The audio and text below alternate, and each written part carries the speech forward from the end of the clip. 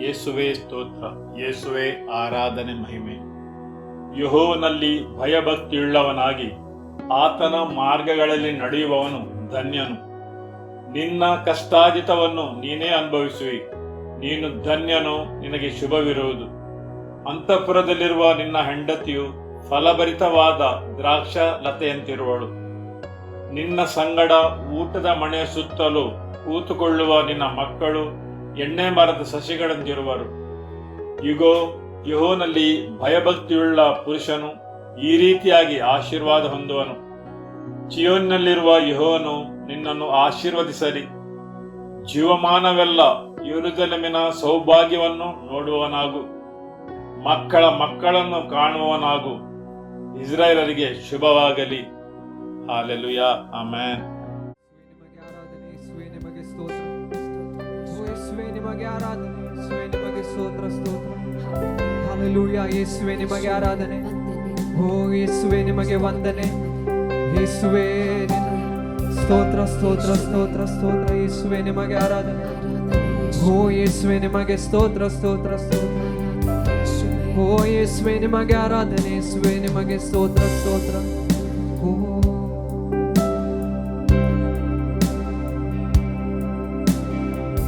ನಂದೇವರೇ,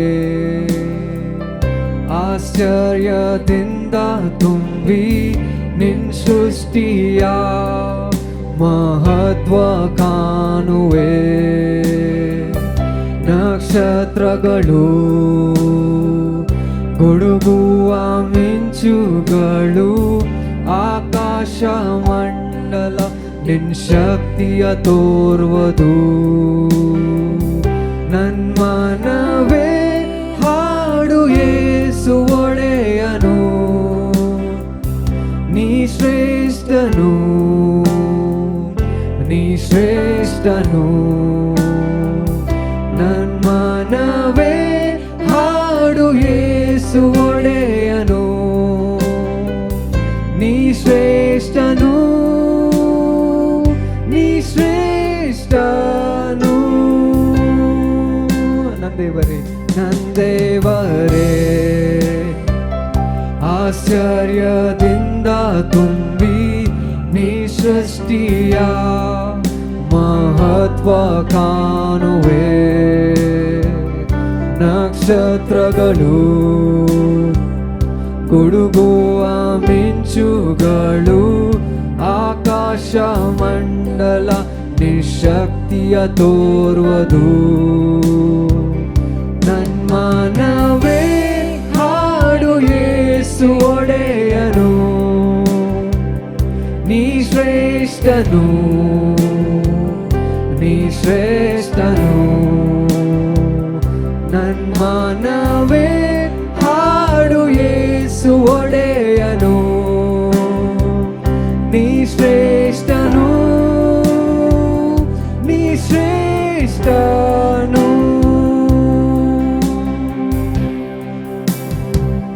ತಂದೆಯ ನೋಡು, ಮಗನನ್ನೇ ಉಳಿಸದೆ ನನಗಾಗಿ ಸಾಯಲು ಕಳುಹಿಸಿದನು. ಶಿಲುಬೆಯ ಮೇಲೆ ನನ್ ಪಾಪದ ಭಾರ ಹೊತ್ತು ರಕ್ತ ಸುರಿಸಿ ನನ್ ಪಾಪ ತೊಳೆದನು. ತಂದೆಯ ನೋಡು, ತಂದೆಯ ನೋಡು, ಮಗನನ್ನೇ ಉಳಿಸದೆ ನನಗಾಗಿ ಸಾಯಲು ಕಳುಹಿಸಿದನು. ಶಿಲುಬೆಯ ಮೇಲೆ ನನ್ ಪಾಪದ ಭಾರ ಹೊತ್ತು ರಕ್ತ ಸುರಿಸಿ ನನ್ನ ಪಾಪ ತೊಳೆದನು. ನನ್ಮನವೇ, ನನ್ಮನವೇ ಹಾಡು ಯೇಸು ಒಡೆಯನು, ನೀ ಶ್ರೇಷ್ಠನು, ನೀ ಶ್ರೇಷ್ಠನು. ನನ್ಮನವೇ ಹಾಡು ಯೇಸು ಒಡೆಯನು, ನೀ ಶ್ರೇಷ್ಠನು, ನೀ ಶ್ರೇಷ್ಠ.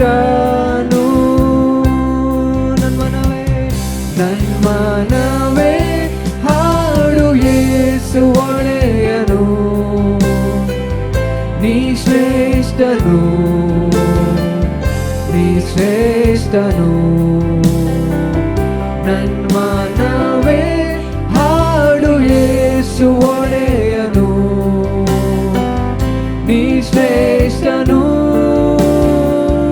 ನೀ ಶ್ರೇಷ್ಠನು.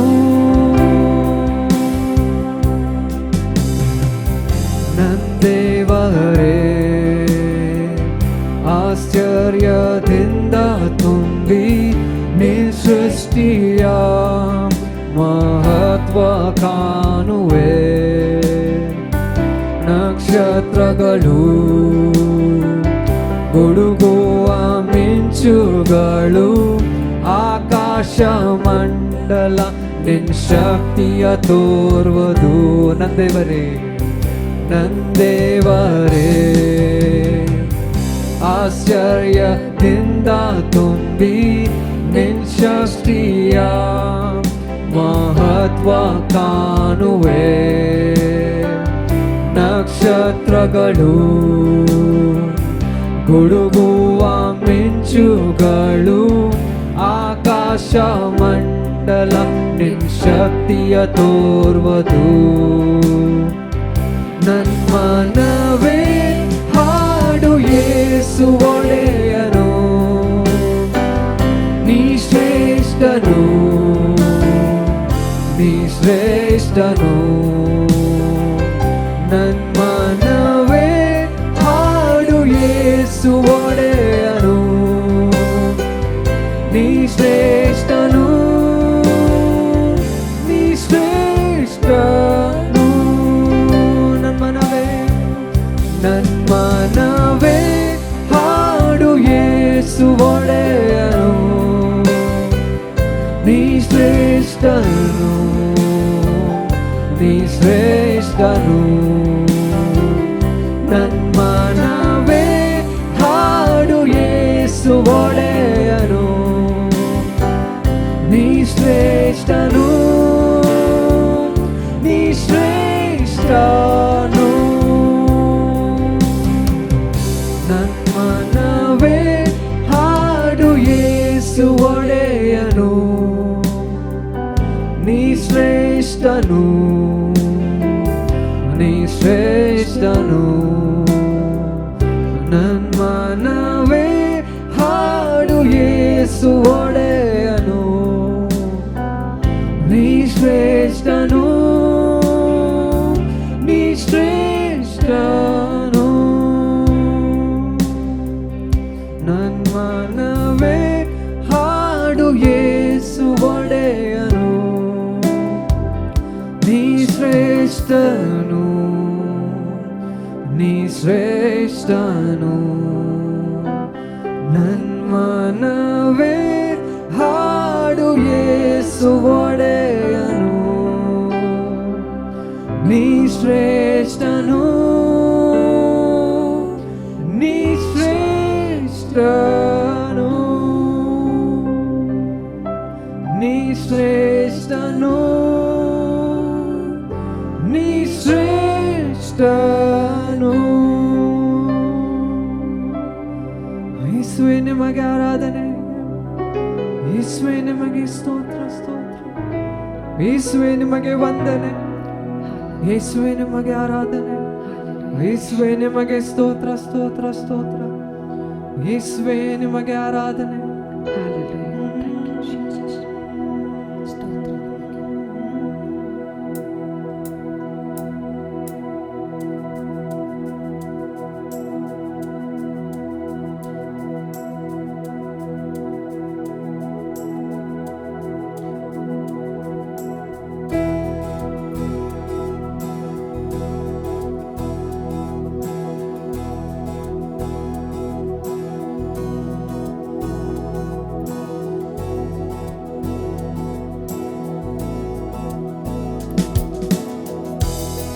ನೀ ಎಲ್ಲಕ್ಕೆ ಯೋಗ್ಯನು,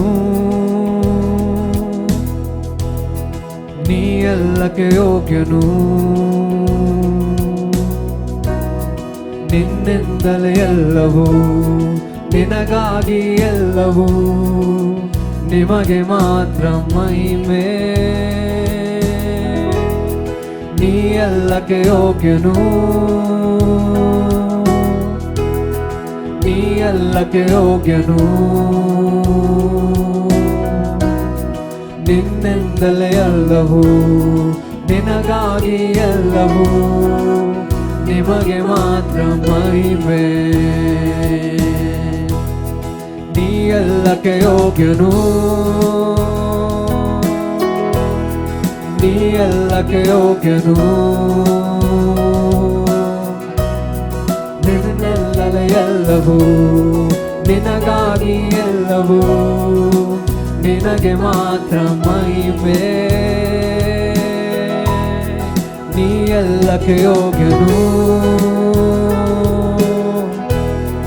ನೀ ಎಲ್ಲಕ್ಕೆ ಯೋಗ್ಯನು.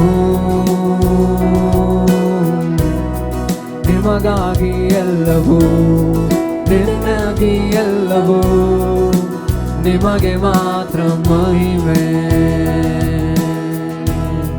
ನೀ ಎಲ್ಲಕ್ಕೆ ಯೋಗ್ಯನು, ನೀ ಎಲ್ಲಕ್ಕೆ ಯೋಗ್ಯನು.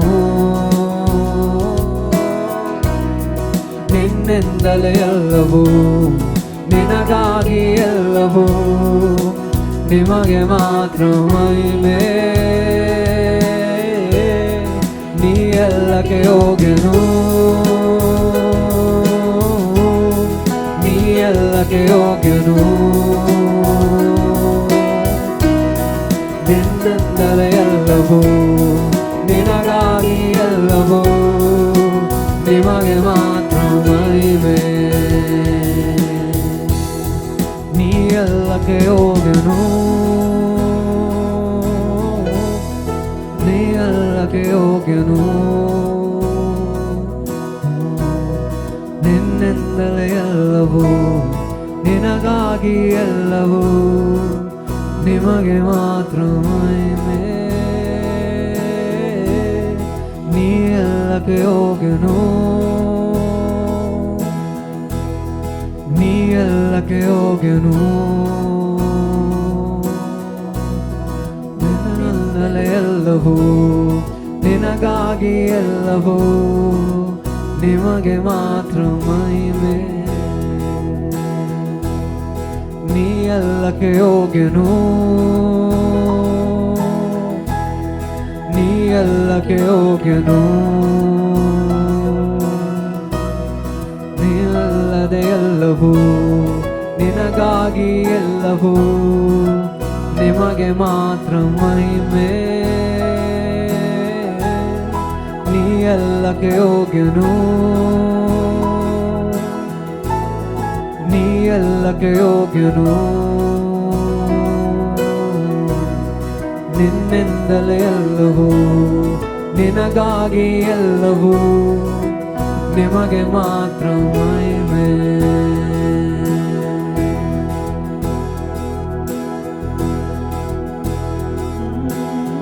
ಯೇಸುವೇ ನಿಮಗೆ ಆರಾಧನೆ. ಓ ಯೇಸುವೇ ನಿಮಗೆ ಸ್ತೋತ್ರ ಸ್ತೋತ್ರ ಸ್ತೋತ್ರ. ಓ ಯೇಸುವೇ ನಿಮಗೆ ಆರಾಧನೆ. ಯೇಸುವೇ ನಿಮಗೆ ಸ್ತೋತ್ರ ಸ್ತೋತ್ರ ಸ್ತೋತ್ರ.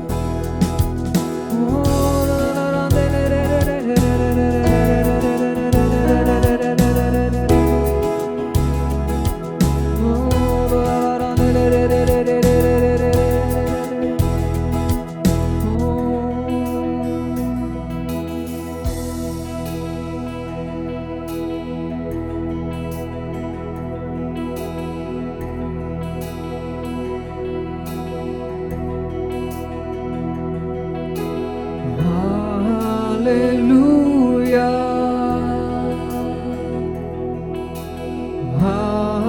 Hallelujah,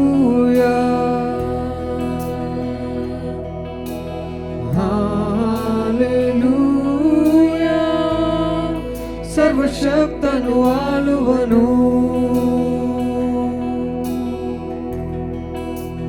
Hallelujah,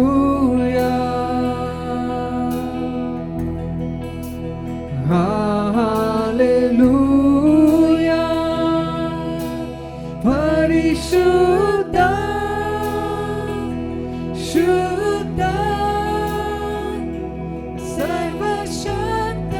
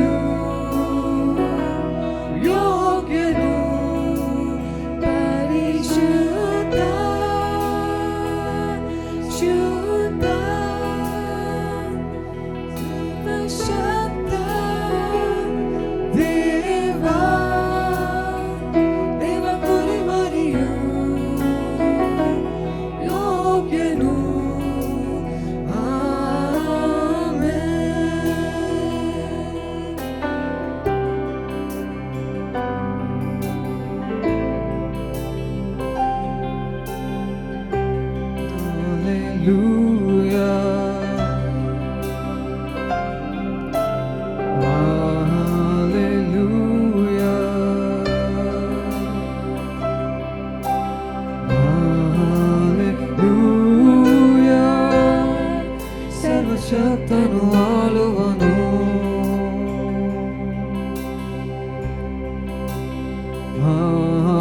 hallelujah, hallelujah. ಪರಿಶುದ್ಧ ಶುದ್ಧ ಸರ್ವಶಕ್ತ ದೇವಾ, ದೇವ ಕುರಿಮರಿಯು ಯೋಗ್ಯನು. ಪರಿಶುದ್ಧ ಶುದ್ಧ ಸರ್ವಶಕ್ತ ದೇವಾ, ದೇವ ಕುರಿಮರಿಯು ಯೋಗ್ಯನು.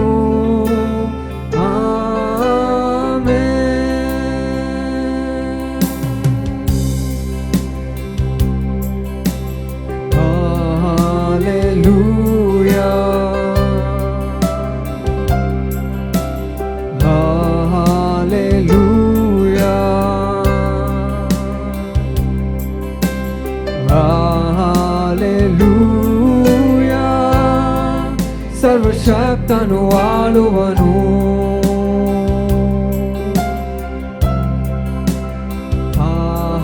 ಹಾಲೆಲೂಯಾ,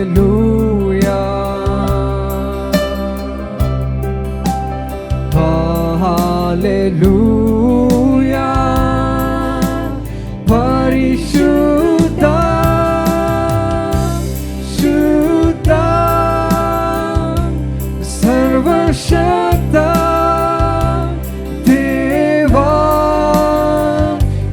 ಕುರಿಮರಿಯು ಯೋಗ್ಯನು. ಪರಿಶುದ್ಧ ಶುದ್ಧ ಸರ್ವಶಕ್ತ ದೇವಾ, ದೇವ ಕುರಿಮರಿಯು ಯೋಗ್ಯನು.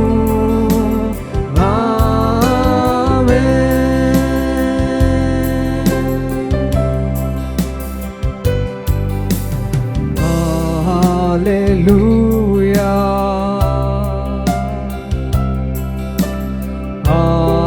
hallelujah,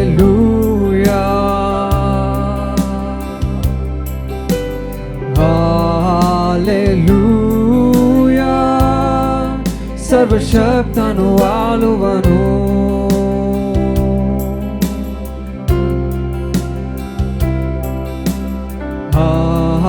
Hallelujah,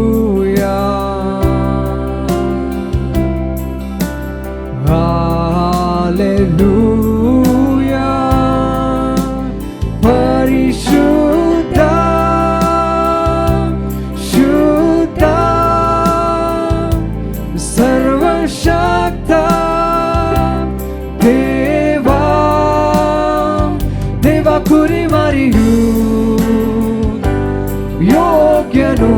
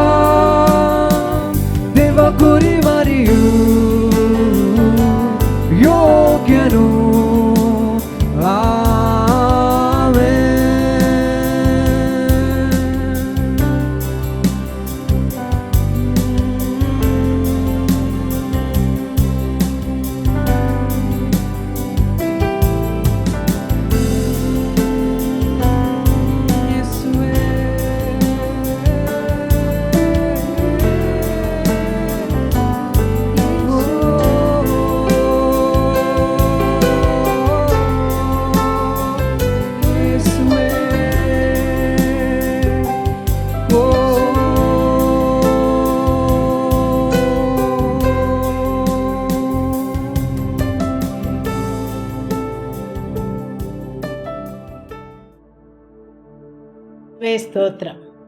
ಆಮೇನ್. ಹಾಲೆಲೂಯ. ಇವತ್ತಿನ ದೇವರ ವಾಕ್ಯವನ್ನು ಕೇಳುವ 2 ಅರಸು ಅಧ್ಯಾಯ 6 ವಾಕ್ಯ 1ರಿಂದ. ಒಂದು ಸಾರಿ ಪ್ರವಾದಿ ಮಂಡಳಿಯವರು ಎಲೀಷನಿಗೆ, ನಾವು ನಿನ್ನ ಜೊತೆಯಲ್ಲೇ ವಾಸಿಸಿರುವ ಈ ಸ್ಥಳವು ಬಲು ಇಕ್ಕಟ್ಟಾಗಿದೆ. ಆದ್ದರಿಂದ ನಾವು ಯೋರ್ದಾನಿಗೆ ಹೋಗಿ ಅಲ್ಲಿ ಪ್ರತಿಯೊಬ್ಬನು ಒಂದೊಂದು ತೊಲೆಯನ್ನು ಕಡಿದುಕೊಂಡು ಬಂದು ನಮಗೋಸ್ಕರ ಒಂದು ಮನೆಯನ್ನು ಮಾಡಿಕೊಳ್ಳೋಣ ಅಂದರು. ಅವನು ಅವರಿಗೆ ಹೋಗಬಹುದು ಎಂದು ಹೇಳಲು ಅವರಲ್ಲೊಬ್ಬನು, ದಯವಿಟ್ಟು ನೀನು ನಿನ್ನ ಸೇವಕರಾದ ನಮ್ಮ ಜೊತೆಯಲ್ಲಿ ಬರಬೇಕು ಎಂದು ಬೇಡಿಕೊಂಡನು. ಎಲೀಷನು ಬರುತ್ತೇನೆಂದು ಹೇಳಿ ಅವರೊಡನೆ ಹೊರಟನು. ಅವರು ಯೋರ್ದಾನನ್ನು ಮುಟ್ಟಿ ಮರಗಳನ್ನು ಕಡಿಯುತ್ತಿರುವಾಗ ಒಬ್ಬನ ಕೊಡಲಿಯು ಕಾವು ತಪ್ಪಿ ನೀರೊಳಗೆ ಬಿದ್ದಿತು. ಆದ್ದರಿಂದ ಅವನು, ಅಯ್ಯೋ ಸ್ವಾಮಿ, ನಾನು ಅದನ್ನು ಎರವಾಗಿ ತಂದಿದ್ದೆನು ಎಂದು ಕೂಗಿದನು. ದೇವರ ಮನುಷ್ಯನು ಅವನನ್ನು ಅದು ಎಲ್ಲಿ ಬಿದ್ದಿತು ಎಂದು ಕೇಳಲು ಅದು ಬಿದ್ದ ಸ್ಥಳವನ್ನು ಅವನು ತೋರಿಸಿದನು. ಆಗ ದೇವರ ಮನುಷ್ಯನು ಮರದಿಂದ ಒಂದು ತುಂಡು ಕಟ್ಟಿಗೆಯನ್ನು ಕಡಿದು ಅಲ್ಲಿ ಹಾಕಿದನು. ಕೂಡಲೇ ಕೊಡಲಿಯು ತೇಲಾಡಿತು. ಎಲೀಷನು ಅದನ್ನು ತೆಗೆದುಕೋ ಎಂದು ಆಜ್ಞಾಪಿಸಲು ಆ ಮನುಷ್ಯನು ಕೈ ಚಾಚಿ ಅದನ್ನು ತೆಗೆದುಕೊಂಡನು. ಆಮೇನ್. ಹಾಲೆಲೂಯ. ಈ ದೇವರ ವಾಕ್ಯವನ್ನು ಕೆಲವು ದಿನಗಳ ಹಿಂದೆ ಪಾಸ್ಟರ್ ರಾಜೇಶ್ ಅವರು ಬೋಧಿಸಿದ್ದರು ಮತ್ತು ಹೇಳಿದರು, ಅಂಚುಗಳನ್ನು ಕತ್ತರಿಸುವುದು. ಆಮೇನ್. ಇವತ್ತಿನ ದಿನ ದೇವರು ನಿಮ್ಮ ಅಂಚುಗಳನ್ನು ಕತ್ತರಿಸುವುದನ್ನು ಪುನರ್ಸ್ಥಾಪಿಸಲಿ. ನೀವು ನಿಮ್ಮ ಜೀವನದಲ್ಲಿ ಹಿಂತಿರುಗಿ ನೋಡಿದರೆ ಯೇಸುವಿಗಾಗಿ ನಿಮ್ಮಲ್ಲಿದ್ದ ಆ ಅತಿಯಾದ ಆಸಕ್ತಿ, ಆ ಅನುಭವಗಳು, ದೇವರ ವಾಕ್ಯ ಅದೆಲ್ಲವೂ ಈಗ ಎಲ್ಲಿ ಹೋಗಿವೆ? ಯಾಕೆ ನನ್ನ ಆ ಹರಿತವಾದ ಸ್ಥಿತಿಯು ದೊರಗಾಗಿದೆ? ಆದರೆ ಈಗ ನೀವು ಅನುಭವಿಸ್ತೀರಿ, ನೀವು ಹಾದು ಬಂದ ಆ ಪರಿಸ್ಥಿತಿಗಳು ಪುನರಾವರ್ತನೆ ಆಗುವುದನ್ನು. ಯಾವುದೇ ಒಳ್ಳೆಯ ಅನುಭವಗಳು ನಿಮಗೆ ಆಗುವುದಿಲ್ಲ. ಆದರೆ ದೇವರ ರಾಜ್ಯದಲ್ಲಿ ಮುಂದುವರಿದ ಅನುಭವ ಅಥವಾ ಫಲಭರಿತವಾದ ಜೀವನವನ್ನು ನೀವು ನೋಡುವುದಿಲ್ಲ. ಆದರೆ ನಾನು ಇವತ್ತು ನಿಮಗೆ ಘೋಷಿಸುತ್ತೇನೆ, ನಿಮ್ಮ ಜೀವನವು ಯೇಸುವಿನಲ್ಲಿ ಪುನಃ ಹರಿತವಾಗಿ ಪುನರ್ಸ್ಥಾಪನೆಗೊಳ್ಳಲಿ. ಆಮೇನ್. ಹಾಲೆಲೂಯ. ಹೌದು, ನಿಮ್ಮ ಆತ್ಮಿಕ ಜೀವನದಲ್ಲಿ ಆ ಹರಿತವಾದ ಸ್ಥಿತಿಯು ಪುನಃ ನಿಮಗೆ ಲಭಿಸಲಿ. ಪುನಃ ಅದು ನಿಮ್ಮಲ್ಲಿ ಪುನರ್ಸ್ಥಾಪನೆಗೊಳ್ಳಲಿ. ಆಮೇನ್. ಹಾಲೆಲೂಯ. ಪಾಸ್ಟರ್ ರಾಜೇಶ್ ಅವರು ಹಂಚನ್ನು ಹರಿತವಾಗಿ ಕತ್ತರಿಸುವುದರ ಅರ್ಥವೇನು ಎಂದು ತಿಳಿಸಿದರು. ಅಂದರೆ ನೀವು ಮುಂದಾಳತ್ವ ವಹಿಸುವುದು. ನೀವು ಬೇರೆಯವರನ್ನು ಅನುಕರಿಸುವುದಿಲ್ಲ, ಆದರೆ ನಿಮ್ಮ ಸ್ವಂತ ಬುದ್ಧಿವಂತಿಕೆಯಿಂದ ಯೇಸುವಿನ ಬಲದಿಂದ ನೀವಾಗಿ ಮುಂದಾಳತ್ವವನ್ನು ವಹಿಸುತ್ತೀರಿ. ಆಮೇನ್. ನೀವು ನಿಮ್ಮದೇ ಆದ ಹೊಸ ಪ್ರದೇಶವನ್ನು ಆವರಿಸಿಕೊಳ್ಳುತ್ತೀರಿ. ಅಂದರೆ ನಿಮ್ಮ ಕುಟುಂಬದಲ್ಲಿ ನೀವೇ ಮೊದಲಿನವರಾಗಿ ನಿಮ್ಮ ಮನೆಯಲ್ಲಿ ಪ್ರಗತಿಪರ ಕಾರ್ಯವನ್ನು ಮಾಡುತ್ತಿರಬಹುದು. ಹೊಸತಾದ ಪ್ರಗತಿಯನ್ನು ನಿಮ್ಮ ಮನೆತನಕ್ಕೆ, ನಿಮ್ಮ ಕುಟುಂಬಕ್ಕೆ ನೀವು ತರಬಹುದು. ನಿಮ್ಮ ಮನೆತನದಲ್ಲಿ ಅಥವಾ ನಿಮ್ಮ ಕುಟುಂಬದಲ್ಲಿ ಅಂತಹ ಕಾರ್ಯವನ್ನು ಇಲ್ಲಿಯ ತನಕ ಯಾರೂ ಮಾಡಿರಲಿಕ್ಕಿಲ್ಲ. ನೀವು ಹೊಸತನದ ಪ್ರವರ್ತಕರಾಗಿರಬಹುದು, ಹೊಸ ಕ್ಷೇತ್ರವನ್ನು ತೆರೆದಿರಬಹುದು. ಅಂತಹ ಸಮಯದಲ್ಲಿ ದೇವರು ನಿಮ್ಮನ್ನು ಹರಿತರನ್ನಾಗಿ ಮಾಡುತ್ತಾರೆ. ಹರಿತರನ್ನಾಗಿ ಮಾಡುವುದೆಂದರೆ ನೀವು ಆತನ ಸನ್ನಿಧಾನದಲ್ಲಿ ಇದ್ದು ಸಂವೇದನಶೀಲರಾಗಿರುವುದು. ಅಂದರೆ ನೀವು ಪವಿತ್ರಾತ್ಮನಿಗೆ, ಆತನ ಸ್ವರಕ್ಕೂ ಆತನ ಕಾರ್ಯಗಳನ್ನು ಮಾಡುವುದಕ್ಕೂ ಆಸಕ್ತಿಯಿಂದ ಇರುವುದು. ನಿಮ್ಮ ಹೃದಯವು ದೇವರ ಸ್ವರಕ್ಕೆ ಹೊಂದಿಕೊಂಡಿರುವುದು. ಅಂದರೆ ನೀವು ತಿಳಿದಿರಬೇಕು, ನೀವು ದೇವರ ಉದ್ದೇಶದ ಕೇಂದ್ರ ಬಿಂದು ಆಗಿದ್ದೀರಿ ಎಂದು. ಅಂದರೆ ನೀವು ಇರುವ ಆ ಪರಿಸ್ಥಿತಿಯಲ್ಲಿ ನೀವು ದೇವರ ಹೃದಯವನ್ನು ತಿಳಿದುಕೊಳ್ಳುವುದು. Amen, hallelujah. ಇಲ್ಲಿ ದೇವರ ವಾಕ್ಯದ ಪ್ರಕಾರ ಆ ಸಂದರ್ಭಕ್ಕೆ ಅನುಗುಣವಾಗಿ ಹೇಳುವುದಾದರೆ, ಪ್ರವಾದಿಯ ಮಕ್ಕಳು ಹೇಳುತ್ತಾರೆ, ನಾವು ವಾಸಿಸಿರುವ ಸ್ಥಳವು ತುಂಬ ಕಿರಿದಾಗಿದೆ. ಈ ಪ್ರವಾದಿಯ ಮಕ್ಕಳು ದೇವರ ಸಾನ್ನಿಧ್ಯಕ್ಕೆ ಹೊಂದಿಕೊಂಡಿದ್ದರು. ಅವರು ಆ ಸಾನ್ನಿಧ್ಯದಲ್ಲೇ ಬೆಳೆದವರು. ಆಮೆನ್. ಈ ಮಕ್ಕಳು ಪ್ರವಾದಿಯ ಪ್ರಭಾವದ ಅಡಿಯಲ್ಲಿ ಬೆಳೆದವರು. ದೇವರ ವಾಕ್ಯವನ್ನು ಆಲಿಸಿ ಬೆಳೆದವರು. ಆಮೆನ್. ಹೌದು, ಅವರು ತಮ್ಮ ಜೀವಮಾನವಿಡೀ ಸಭೆಯಲ್ಲಿ ವಾಸಿಸಿದ್ದವರು, ಧಾರ್ಮಿಕ ಪರಿಸರದಲ್ಲಿ. ಹಾಲೆಲೂಯ. ಆ ಸ್ಥಳವು ಅತಿ ಚಿಕ್ಕದಾಗಿದೆ. ಇವತ್ತು ನಾನು ಅವರಿಗೋಸ್ಕರ ಪ್ರಾರ್ಥನೆ ಮಾಡುತ್ತೇನೆ. ನೀವು ನಿಮ್ಮ ಆರಾಮದಾಯಕ ಪರಿಸರದಿಂದ ಹೊರಗೆ ಬರುವಂತೆ. ಹೌದು, ಅಲ್ಲಿ ನೀವು ಆರಾಮವಾಗಿ ಕುಳಿತಿರದಂತೆ, ನಿಮ್ಮ ಕಿರಿದಾದ ಸ್ಥಳದಲ್ಲಿ ಯಾವಾಗಲೂ ಅಲ್ಲಿಯೇ ಕುಳಿತಿರದಂತೆ. ಆಮೆನ್. ಯಾಕೆಂದರೆ ನಿಮ್ಮ ಜೀವನ ಅದಕ್ಕಿಂತ ಎಷ್ಟೋ ಉನ್ನತ ಸ್ಥಿತಿಯಲ್ಲಿರಬೇಕು. ಹಾಲೆಲೂಯ. ಹೌದು, ನನ್ನ ಜೀವನದಲ್ಲಿ ದೇವರು ನನಗಾಗಿ ಇಟ್ಟಂತಹ ಅತಿ ಉನ್ನತವಾದ ವಿಷಯಗಳನ್ನು ನಾನು ಸ್ವೀಕರಿಸುತ್ತೇನೆ. ಆಮೆನ್. ಈ ಪ್ರವಾದಿಯ ಮಕ್ಕಳು ಅಂತಹ ಒಂದು ಅನುಭವಕ್ಕೆ ಬರುತ್ತಾರೆ. ಅವರು ವಾಸಿಸುವ ಸ್ಥಳವು ಅವರಿಗೆ ಈಗ ಕಿರಿದಾಗಿದೆ. ಹೌದು, ಅಲ್ಲಿ ಪ್ರತಿಯೊಂದಕ್ಕೂ ಮಿತಿ ಇದೆ. ಅವರಲ್ಲಿ ಬಿಗಿದುಕೊಂಡಿದ್ದಾರೆ ಹಾಗೂ ಅಲ್ಲಿ ಅವರು ಸಿಲುಕಿಕೊಂಡಿದ್ದಾರೆ. ಅವರು ಭಾವಿಸ್ತಾರೆ, ಅಲ್ಲಿ ಅವರಿಗೆ ಸರಿಯಾಗಿ ಶ್ವಾಸ ಬಿಡಲಿಕ್ಕೂ ಅಥವಾ ಬೆಳೆಯಲಿಕ್ಕೂ ಬೇಕಾದ ಸ್ಥಳವಿಲ್ಲವೆಂದು. ಹೌದು, ಆದುದರಿಂದ ನಮಗೆ ಹಿರಿದಾದ ಪ್ರದೇಶದ ಅಗತ್ಯವಿದೆ ಎಂದು ಅವರ ತಿಳುವಳಿಕೆಗೆ ಬರುತ್ತದೆ. ನಮಗೆ ವಿಸ್ತಾರವಾದ ಸ್ಥಳದ ಅಗತ್ಯವಿದೆ. ಯಾಕೆಂದರೆ ದೇವರು ನಮಗೆ ಅತಿ ಉತ್ತಮವಾದುದನ್ನು ಜಮೆ ಮಾಡಿ ಇಟ್ಟಿದ್ದಾರೆ.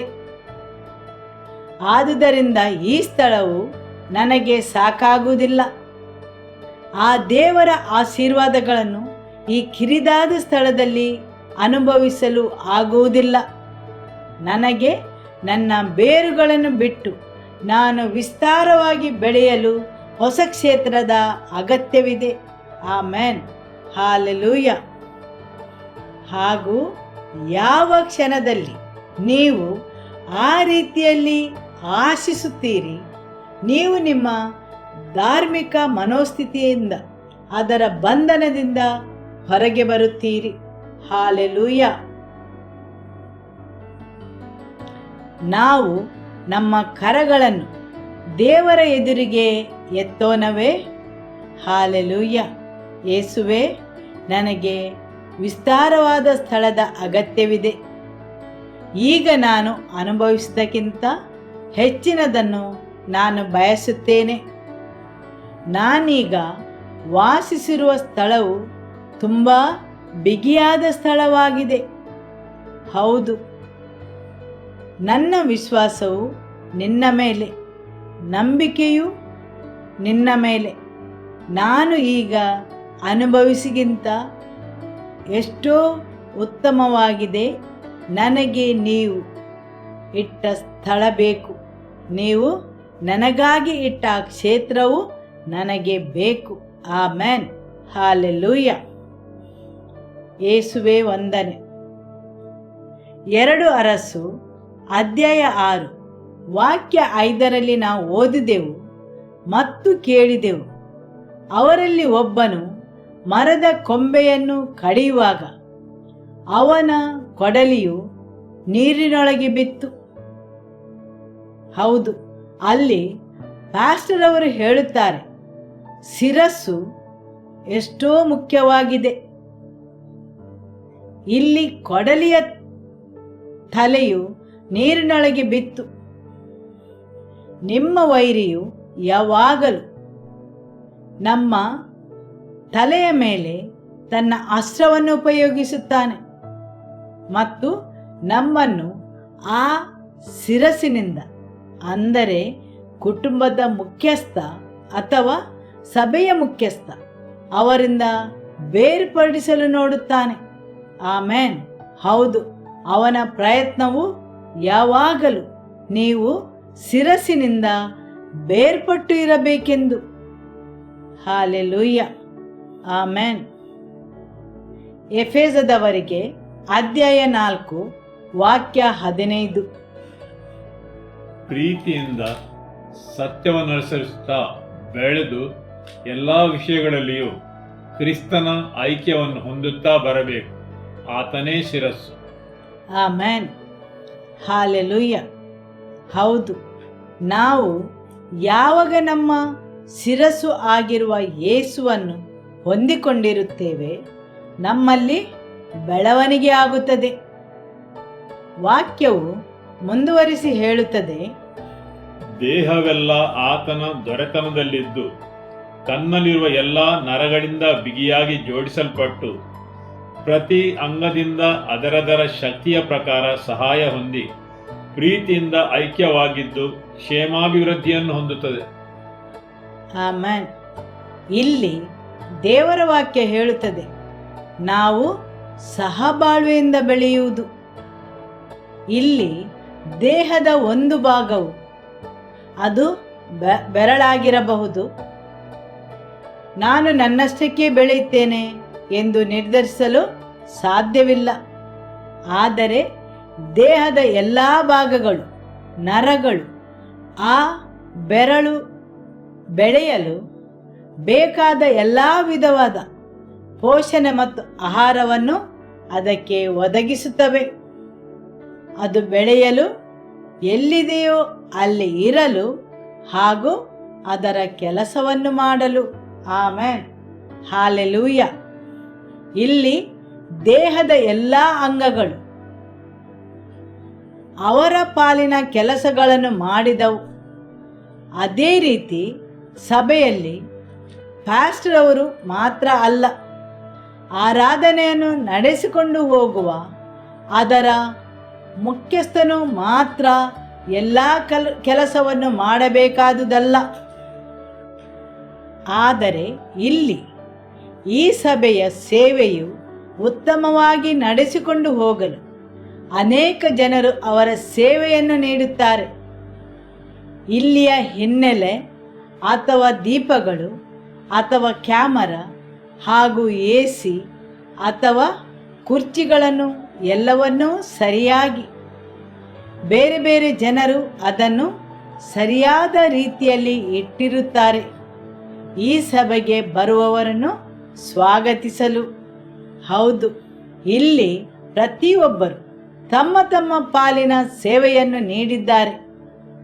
ಯೇಸು ಕ್ರಿಸ್ತನ ಸಭೆಯು ಬೆಳೆಯುವುದಕ್ಕೋಸ್ಕರ. ಹಾಲೆಲೂಯ್ಯ. ಆದುದರಿಂದ ಯೇಸುವಿನ ಪ್ರೀತಿಯಲ್ಲಿ ನಿಮಗಿರುವ ಆ ಹರಿತವಾದ ಹಂಚನ್ನು ಎಂದಿಗೂ ಕಳೆದುಕೊಳ್ಳಬೇಡಿರಿ. ಆಮೆನ್. ಇಲ್ಲಿ ಪಾಸ್ಟರ್ ಅವರು ನಮಗೆ ಗದರಿ ಉತ್ತೇಜನಗೊಳಿಸಿದರು. ಎಂದಿಗೂ ಯೇಸುವಿನ ಪ್ರೀತಿಯಲ್ಲಿ ನಮಗಿದ್ದ ಆ ಹರಿತವಾದ ಅಂಚನ್ನು ನಾವು ಕಳೆದುಕೊಳ್ಳಬಾರದೆಂದು. ಆಮೆನ್. ನಿಮ್ಮ ಹರಿತವಾದ ಆ ಪ್ರಾರ್ಥನೆ, ನಿಮ್ಮ ಆರಾಧನೆ, ನೀವು ಅನ್ಯ ಭಾಷೆಯಲ್ಲಿ ಪ್ರಾರ್ಥಿಸುವುದು ಹಾಗೂ ದೇವರ ವಾಕ್ಯವನ್ನು ಓದುವುದನ್ನು ಎಂದಿಗೂ ತಪ್ಪಿಸಬೇಡಿರಿ. ಅದೇ ರೀತಿ ಕೆಲವು ದಿನಗಳ ಹಿಂದೆ ಅವರು ನಮ್ಮ ವಿಶ್ವಾಸವನ್ನು ಹೇಗೆ ಕಾರ್ಯರೂಪಕ್ಕೆ ತರುವುದೆಂದು ತಿಳಿಸಿದರು. ಆವಾಗ ಅವರು ನಾವು ವ್ಯಾಯಾಮವನ್ನು ಅಭ್ಯಾಸ ಮಾಡುವ ಡಂಬಲ್ಸನ್ನು ವೇದಿಕೆಗೆ ತಂದು ನಮಗೆ ಪ್ರದರ್ಶನವನ್ನು ನೀಡಿದರು. ಅವರು ಹೇಳಿದರು, ಯಾವಾಗ ನಾವು ವಿಶ್ವಾಸಿಗಳು ಆಗುತ್ತೇವೆ, ಯೇಸುವಿನಲ್ಲಿ ಪುನಃ ಜನಿಸುತ್ತೇವೆ, ಆವಾಗ ಪ್ರತಿಯೊಬ್ಬರಿಗೂ ದೇವರು ಅವರವರ ನಂಬಿಕೆಗೆ ಸರಿಯಾಗಿ ವಿಶ್ವಾಸದ ವರವನ್ನು ನೀಡಿದ್ದಾರೆ. ಆದುದರಿಂದ ಇಲ್ಲಿದ್ದವರಲ್ಲಿ ಯಾರೂ ಹೇಳಲು ಸಾಧ್ಯವಿಲ್ಲ, ನನ್ನಲ್ಲಿ ವಿಶ್ವಾಸ ಇಲ್ಲವೆಂದು. ಹೌದು, ಯಾರ ಹೃದಯದಲ್ಲಿ ಯೇಸು ನೆಲೆಗೊಂಡಿದ್ದಾರೆ ಅವರ ಪ್ರತಿಯೊಬ್ಬರ ಹೃದಯದಲ್ಲಿ ಇಷ್ಟೇ ಮಟ್ಟದ ವಿಶ್ವಾಸವು ಅವರಲ್ಲಿ ಇರುತ್ತದೆ. ಆಮೆನ್. ಹಾಗೂ ಮುಂದುವರಿಸಿ ಅವರು ತಿಳಿಸುತ್ತಾರೆ, ನಾವು ಆ ವಿಶ್ವಾಸವನ್ನು ಹೇಗೆ ಅಭ್ಯಾಸ ಮಾಡಬೇಕು, ಹೇಗೆ ಅದನ್ನು ಚಾರ್ಜ್ ಮಾಡಬೇಕು, ವಿಶ್ವಾಸದ ಮಾಂಸಖಂಡಗಳು ಬಲಗೊಳ್ಳಲು ಎಂದು. ಆಮೆನ್. ಯೇಸುವಿನ ಪ್ರೀತಿಯಲ್ಲಿ ನಿಮಗಿದ್ದ ಆ ಹರಿತವನ್ನು ಎಂದಿಗೂ ಕಳೆದುಕೊಳ್ಳಬೇಡಿರಿ. ಅದರ ಬಗ್ಗೆ ಅವರು 3 ವಿಷಯಗಳನ್ನು ನಮಗೆ ತಿಳಿಸಿದರು. ಹೇಗೆ ಆ ಶಿರಸ್ಸು, ಕೊಡಲಿಯ ಶಿರಸ್ಸು ಬಿದ್ದು ಹೋಗದಂತೆ ಜಾಗ್ರತೆ ವಹಿಸಲು. ಮೊದಲನೆಯದಾಗಿ ನಮ್ಮಲ್ಲಿ ಶುದ್ಧವಾದ ಹಾಗೂ ನಿಜವಾದ ಪ್ರಜ್ಞೆ ಇರಬೇಕು. ಪಾಪ ಪ್ರಜ್ಞೆ ಇಲ್ಲದ ಮನಸ್ಸು ನಮ್ಮಲ್ಲಿ ಇರಬೇಕು. ಅದಕ್ಕಾಗಿ ನಮ್ಮನ್ನು ನೋಯಿಸಿದವರನ್ನು ನಾವು ಆದಷ್ಟು ಬೇಗ ಕ್ಷಮಿಸಬೇಕು ಹಾಗೂ ನಾವು ನಮ್ಮ ಪಾಪವನ್ನು ಆದಷ್ಟು ಬೇಗ ನಿವೇದಿಸಬೇಕು. ಆಮೆನ್. ಇಲ್ಲವಾದರೆ ಆ ಸ್ಥಾನವನ್ನು ನಿಮ್ಮ ವೈರಿಯು ಕದಿಯುತ್ತಾನೆ. ಯಾವಾಗಲೂ ನಿಮ್ಮನ್ನು ಚುಚ್ಚುತ್ತಾ ನಿಮ್ಮ ಸಮಾಧಾನವನ್ನು, ದೇವರಲ್ಲಿದ್ದ ನಿಮ್ಮ ಒಳ್ಳೆಯ ಸಂಬಂಧವನ್ನು ಕದಿಯುತ್ತಾನೆ. ಅದು ನಿಮ್ಮಲ್ಲಿದ್ದ ಆ ಹರಿತವಾದ ಶಕ್ತಿಯನ್ನು ದೊರಕುಗೊಳಿಸುತ್ತದೆ. ಆದುದರಿಂದ ಆದಷ್ಟು ಬೇಗ ದೇವರ ಬಳಿಗೆ ಹಿಂತಿರುಗಿರಿ. ಆದಷ್ಟು ಬೇಗ ಪ್ರಾರ್ಥಿಸಿ, ದೇವರೊಡನೆ ಆದಷ್ಟು ಬೇಗ ರಾಜಿಗೊಂಡು ಆ ಸಮಸ್ಯೆಯಿಂದ ಹೊರಬನ್ನಿರಿ. ಆದುದರಿಂದ ಎಂದಿಗೂ ಪಾಪವಾಗಲಿ, ಪಾಪ ಪ್ರಜ್ಞೆಯಾಗಲಿ, ನಾಚಿಕೆಯಾಗಲಿ, ಯಾವುದೇ ರೀತಿಯ ಕೆಟ್ಟ ಅಭ್ಯಾಸಗಳು ನಿಮ್ಮನ್ನು ದಮನಿಸದಿರಲಿ. ಎರಡನೆಯ ವಿಷಯವು ವಿಶ್ವಾಸದ ಬಗ್ಗೆ. ಯಾವ ಮಕ್ಕಳು ವಿಶ್ವಾಸದಿಂದ ಪುನಃ ಜನಿಸುತ್ತಾರೆ, ಅವರು ಅವರ ವಿಶ್ವಾಸದಲ್ಲಿ ಪ್ರಬುದ್ಧರಾಗಬೇಕು. ಹೌದು, ದೇವರ ಸುವಾರ್ತೆಯನ್ನು ಕೇಳಿ ಈ ವಿಶ್ವಾಸವು ಬೆಳೆಯುತ್ತದೆ. ಬರೀ ಕೇಳಬೇಕೆಂಬ ಕಾರಣಕ್ಕೆ ಕೇಳುವುದಲ್ಲ, ಆದರೆ ದೇವರ ವಾಕ್ಯವನ್ನು ಜಾಗೃತ ಮನಸ್ಸಿನಿಂದ, ಆಸಕ್ತಿಯಿಂದ ನಾವು ಆಲಿಸಿದಾಗ ದೇವರ ವಿಶ್ವಾಸವು ನಮ್ಮಲ್ಲಿ ಕಾರ್ಯರೂಪಕ್ಕೆ ಬರುತ್ತದೆ. ಮೂರನೆಯ ವಿಷಯವು ವಿಶ್ವಾಸದ ಬಗ್ಗೆ ನೀವು ಮಾತಾಡುವಾಗ ಅದರ ಬಗ್ಗೆ ಸರಿಯಾಗಿ ನೀವು ತಿಳಿದಿರಬೇಕು. ಇಲ್ಲಿ ಪ್ಯಾಸ್ಟರ್ ಹೇಳಿದರು ಘೋಷಣೆಯ ಬಗ್ಗೆ.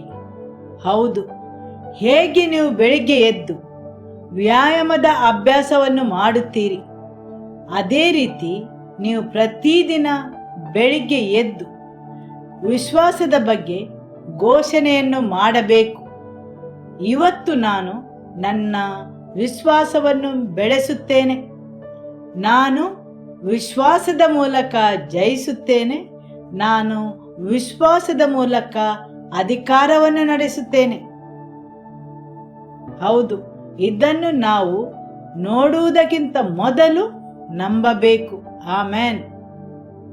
ನಾವು ಜೊತೆಯಾಗಿ ಹೇಳುವ, ನಾನು ನನ್ನ ವಿಶ್ವಾಸವನ್ನು ಬೆಳೆಸುತ್ತೇನೆ. ಹೇಗೆ ನೋವನು ನಾವೆಯನ್ನು ಕಟ್ಟಿದನು ವಿಶ್ವಾಸದ ಮೇಲೆ ಮತ್ತು ಅವನು ಜಯಿಸಿದನು, ಅದೇ ರೀತಿ ನನ್ನ ಜೀವನದಲ್ಲಿ ಏನು ಬಂದರೂ ನಾನು ವಿಶ್ವಾಸದಿಂದ ಜಯಿಸುತ್ತೇನೆ. ಆಮೆನ್. ಹಾಲೆಲೂಯ. ನೀವಿಲ್ಲಿ ಒಂದು ಅಧಿಕಾರದ ಸ್ಥಾನದಲ್ಲಿ ಇರಬಹುದು. ಆ ಸ್ಥಾನವು ತುಂಬ ಅಗತ್ಯವಾದದ್ದು, ಮಹತ್ವವಾದದ್ದು ಆಗಿರಬಹುದು. ಆದರೆ ನಾನು ಅದನ್ನು ವಿಶ್ವಾಸದಿಂದ ಆಳ್ವಿಕೆ ನಡೆಸುತ್ತೇನೆ. ನಾನು ಅಧಿಕಾರವನ್ನು ನಡೆಸುವ ಮೊದಲು ನಾನದನ್ನು ನಂಬುತ್ತೇನೆ. ಆಮೆನ್. ಹಾಲೆಲೂಯ. ವಿಶ್ವಾಸವು ನನಗೆ ಆಮ್ಲಜನಕವಾಗಿದೆ. ದೇವರು ಶಕ್ತರು. ದೇವರು ನನ್ನ ಪರವಾಗಿ ಚಲಿಸುತ್ತಾನೆ. ದೇವರು ಸಿದ್ಧರಿದ್ದಾರೆ. ಆಮೆನ್. ಹಾಲೆಲೂಯ. ಹಾಗೂ ಮೂರನೆಯ ವಿಷಯವಾಗಿ ಪಾಸ್ಟರ್ ಹೇಳಿದರು ಪ್ರೀತಿಯ ಬಗ್ಗೆ. ಪ್ರೀತಿಯು ಹೇಗೆ ನಮ್ಮ ವಿಶ್ವಾಸವನ್ನು ಹರಿತಗೊಳಿಸುತ್ತದೆ ಎಂದು. ಇಲ್ಲಿ ನಾವು ಕ್ಷಮಾಪಣೆಯನ್ನು ನೀಡದೆ ಅಥವಾ ಕಹಿಯಾದ ಅನುಭವದಲ್ಲಿ ಇರುವುದಿಲ್ಲ. ಅದು ನಿಮ್ಮ ಹರಿತವಾದ ಆಯುಧವನ್ನು ದೊರಕುಗೊಳಿಸುತ್ತದೆ. ಆದುದರಿಂದ ಪ್ರೀತಿಯಿಂದ ಹರಿತವಾಗಿರಿ. ಅದೇ ರೀತಿ ಅವರು ಅನೇಕ ವಿಷಯಗಳನ್ನು ತಿಳಿಸಿದರು. ಹಾಲೆಲೂಯ. ಆಮೆನ್. 2 ಅರಸು ಅಧ್ಯಾಯ 6 ಕೊನೆಯ ವಾಕ್ಯದಲ್ಲಿ ದೇವರ ವಾಕ್ಯ ಹೇಳುತ್ತದೆ, ಇಲ್ಲಿ ಪ್ರವಾದಿಯು ತಿಳಿದುಕೊಳ್ಳುತ್ತಾನೆ, ಪ್ರವಾದಿಯ ಮಕ್ಕಳಿಗೆ ದೇವರ ಅಭಿಷೇಕದ ಅಗತ್ಯವಿದೆ ಎಂದು. ಆದುದರಿಂದ ಅವರು ಪ್ರವಾದಿಯನ್ನು ತಮ್ಮ ಜೊತೆಗೆ ಬರಲು ಕರೆಯುತ್ತಾರೆ ಮತ್ತು ಪ್ರವಾದಿ ಹೇಳುತ್ತಾನೆ, ನಾನು ನಿಮ್ಮ ಸಂಗಡ ಬರುತ್ತೇನೆ ಎಂದು. ಮತ್ತು ಅವನು ಅವರ ಸಂಗಡ ಹೊರಟನು. ಮತ್ತು ಯಾವಾಗ ಕೊಡಲಿಯು ನೀರಲ್ಲಿ ಬಿತ್ತು, ಪ್ರವಾದಿ ಕೇಳುತ್ತಾನೆ, ಅದು ಎಲ್ಲಿ ಬಿತ್ತು ಎಂದು. ಅದೇ ರೀತಿ ಅನೇಕ ಸಲ ದೇವರು ನಿಮ್ಮನ್ನು ಪ್ರಶ್ನಿಸಬಹುದು, ನಿಮ್ಮ ವಿಶ್ವಾಸವು ಎಲ್ಲಿ ಬಿದ್ದಿದೆ? ನಿಮ್ಮ ಪ್ರೀತಿಯು ಎಲ್ಲಿ ಬಿದ್ದು ಹೋಗಿದೆ?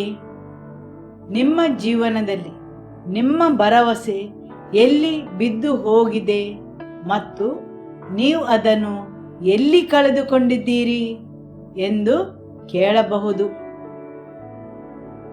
ನಿಮ್ಮ ಯಾವ ಪರಿಸ್ಥಿತಿಯಲ್ಲಿ ದೇವರನ್ನು ಪ್ರೀತಿಸುವುದನ್ನು ನೀವು ನಿಲ್ಲಿಸಿದ್ದೀರಿ? ಮತ್ತು ದೇವರ ವಾಕ್ಯ ಹೇಳುತ್ತದೆ, ಅವನು ಆ ಸ್ಥಳವನ್ನು ಪ್ರವಾದಿಗೆ ತೋರಿಸಿದನು. ಹೌದು, ಕಳೆದುಕೊಂಡ ಆ ವ್ಯಕ್ತಿಯು ಆ ಸ್ಥಳವನ್ನು ಪ್ರವಾದಿಗೆ ತೋರಿಸುತ್ತಾನೆ. ಆಮೆನ್. ಇವತ್ತು ಪವಿತ್ರಾತ್ಮರು ನಿಮ್ಮ ನೆನಪಿಗೆ ತರಲಿ, ನೀವು ಎಲ್ಲಿ ಆ ಪ್ರೀತಿಯನ್ನು ಕಳೆದುಕೊಂಡಿದ್ದೀರಿ. ನಿಮ್ಮ ಪ್ರೀತಿಯ ಹರಿತವು ನಿಮ್ಮ ಶಿರಸ್ಸಿನಿಂದ ಎಲ್ಲಿ ಬೇರ್ಪಟ್ಟಿದೆ ಹಾಗೂ ನೀವು ಅದರ ಬಗ್ಗೆ ಹೋರಾಟ ಮಾಡುವುದನ್ನು ತೋರಿಸಿಕೊಡಲಿ. ಆಮೆನ್. ಹಾಲೆಲೂಯ. ಇವತ್ತು ನೀವು ಯೇಸುವಿಗೆ ತೋರಿಸಿಕೊಡಿ, ಎಲ್ಲಿ ನಿಮ್ಮ ಜೀವನದಲ್ಲಿ ನೀವು ನೊಂದಿದ್ದೀರಿ ಎಂದು, ಯಾವ ಮಾತಿನಿಂದ ನೀವು ಕಳವಳಗೊಂಡಿದ್ದೀರಿ ಎಂದು, ಮತ್ತು ಈ ರೀತಿಯ ಚಲನಚಿತ್ರವನ್ನು ನೋಡಿ ಅಥವಾ ಯಾವ ರೀತಿಯ ಚಲನಚಿತ್ರವನ್ನು ನೋಡಿ ನೀವು ಅದರ ಚಟಕ್ಕೆ ಬಿದ್ದಿದ್ದೀರಿ ಎಂದು. ಇವತ್ತು ನೀವು ಆ ಸ್ಥಳವನ್ನು ಯೇಸುವಿಗೆ ತೋರಿಸಿಕೊಡುತ್ತೀರಾ? ದೇವರ ವಾಕ್ಯ ಹೇಳುತ್ತದೆ, ಅವನು ಆ ಸ್ಥಳವನ್ನು ತೋರಿಸಿದ ಮೇಲೆ ಪ್ರವಾದಿಯು ಒಂದು ಮರದ ತುಂಡನ್ನು ಅಲ್ಲಿ ಹಾಕುತ್ತಾನೆ ಮತ್ತು ಆ ಕಬ್ಬಿಣವು ಅಥವಾ ಕೊಡಲಿಯು ನೀರಿನ ಮೇಲೆ ತೇಲಿತು ಎಂದು. ಆಮೆನ್. ಹೌದು, ಆ ಮರದ ತುಂಡಿನ ಬಗ್ಗೆ ಪಾಸ್ಟರ್ ಪೌಲ್ ಅವರು ನಮಗೆ ಅದರ ಮೊದಲೇ ಸೂಚಿಸಿದ್ದಾರೆ. ಅದು ಶಿಲುಬೆಯ ಸಂಕೇತವಾಗಿದೆ ಎಂದು. ಆಮೆನ್. ಆ ಶಿಲುಬೆಗೆ ಯೇಸುವಿನ ಕೈಗಳನ್ನು ಮೊಳೆಯಿಂದ ಜಡಿಯಲ್ಪಟ್ಟಿದ್ದರು. ಅಲ್ಲಿಂದ ರಕ್ತವು ಸುರಿಯಿತು. ಹೌದು, ಆತನು ಆ ಮರದ ತುಂಡನ್ನು ತೆಗೆದು ಆ ನೀರಲ್ಲಿ ಬಿಸಾಡುತ್ತಾನೆ ಮತ್ತು ಆ ಕಬ್ಬಿಣದ ಕೊಡಲಿಯು ತೇಲುವಂತೆ ಮಾಡುತ್ತಾನೆ. ಸಾಮಾನ್ಯ ವಿಜ್ಞಾನದಲ್ಲಿ ನಾವು ನೋಡುವುದಾದರೆ ಕಬ್ಬಿಣವು ಎಂದಿಗೂ ನೀರಲ್ಲಿ ತೇಲುವುದಿಲ್ಲ. ಅದೊಂದು ಭಾರವಾದ ವಸ್ತುವಾಗಿದೆ. ಅದು ಯಾವಾಗಲೂ ನೀರಲ್ಲಿ ಮುಳುಗಿರುವುದು. ಆದರೆ ಅದು ಎಷ್ಟೊಂದು ಆಳದಲ್ಲಿ ಮುಳುಗಿದ್ದರೂ ನೀವು ಕಲ್ವಾರಿಯ ಬುಡಕ್ಕೆ ಯೇಸುವಿನ ಶಿಲುಬೆಯ ಬಳಿಗೆ ಬಂದು ನೀವು ಪ್ರಾರ್ಥಿಸಿದರೆ ಯೇಸು ಪುನಃ ಒಮ್ಮೆ ನಿಮ್ಮೊಡನೆ ರಾಜಿ ಮಾಡಿಕೊಳ್ಳುತ್ತಾರೆ. ಹಾಲೆಲೂಯ. ನನಗೆ ಆ ಶಿಲುಬೆಯ ಕೆಲಸವು ನನ್ನ ಜೀವನದಲ್ಲಿ ಕಾರ್ಯನಿರ್ವಹಿಸುವುದನ್ನು ನಾನು ಬಯಸುತ್ತೇನೆ. ಆಮೆನ್. ಹಾಲೆಲೂಯ. ಅದನ್ನು ನನ್ನ ಹೃದಯದ ಆಳದಲ್ಲಿ ನಾನು ಹಾಕುತ್ತೇನೆ ಮತ್ತು ನನ್ನಲ್ಲಿದ್ದ ಆ ಕಠಿಣತೆಯು ತೇಲುವಂತೆ ಮಾಡಲಿ ಯೇಸುವಿನ ನಾಮದಲ್ಲಿ. ಆಮೆನ್. ಹಾಲೆಲೂಯ. ಹಾಗೂ ಪ್ರವಾದಿಯು ಅವನಿಗೆ ಹೇಳುತ್ತಾನೆ, ನಿನ್ನ ಕೈಯನ್ನು ಮುಂದಕ್ಕೆ ಚಾಚಿ ಅದನ್ನು ತೆಗೆದುಕೋ. ಹೌದು, ಅವನು ಅದನ್ನು ಹಿಡಿದುಕೊಳ್ಳುತ್ತಾನೆ. ಆಮೆನ್. ಇಲ್ಲಿ ಪಾಸ್ಟರ್ ಅವರು ಒಂದು ಪ್ರವಾದನೆಯ ಮಾತನ್ನು ಹೇಳುತ್ತಾರೆ. ನಿಮ್ಮ ಜೀವನದಲ್ಲಿ ಕೆಲವೊಂದು ವಸ್ತುಗಳು ನಿಮ್ಮಿಂದ ತಪ್ಪಿ ಹೋಗಲು ಪ್ರಯತ್ನಿಸಬಹುದು. ಆದರೆ ಎಲ್ಲಿಂದ ಅವು ತಪ್ಪಿಸಿಕೊಂಡವು ಅಲ್ಲಿಯೇ ಅವುಗಳು ಹಿಂತಿರುಗಿ ಬರುವವು. ಅದು ನಿಮ್ಮ ಕೈಗೆ ಎಟಕುವಂತೆ ನಿಮಗೆ ಸಿಗುವುದು. ಅಲ್ಲಿಂದ ನೀವು ಅದನ್ನು ಎತ್ತಿಕೊಳ್ಳಬಹುದು. ಹಾಲೆಲೂಯ. ಕೆಲವೊಂದು ಆಯಾಮಗಳು, ರಂಗಗಳು ನೀವು ಅದನ್ನು ಎಟಕುವಂತೆ ಮಾಡುತ್ತವೆ. ಆಮೆನ್. ಹಾಗೂ ಅವರು ಪ್ರವಚನವನ್ನು ಕೊನೆಗೊಳಿಸುವಾಗ ಹೇಳಿದರು, ನೀವು ಅದೆಲ್ಲವನ್ನು ನಿಖರತೆಯಿಂದ, ಉದ್ದೇಶದಿಂದ ಹಾಗೂ ಬಲದಿಂದ ಕತ್ತರಿಸುವಿರಿ ಎಂದು. ಆಮೆನ್. ಹಾಲೆಲೂಯ. ನೀವು ನನ್ನ ಜೊತೆಯಲ್ಲಿ ಹೇಳಿ, ನಾವು ಅದನ್ನು ನಿಖರತೆಯಿಂದ, ಉದ್ದೇಶದಿಂದ ಹಾಗೂ ಬಲದಿಂದ ಕತ್ತರಿಸುವಿರೆಂದು. ಆಮೆನ್. ಹಾಲೆಲೂಯ.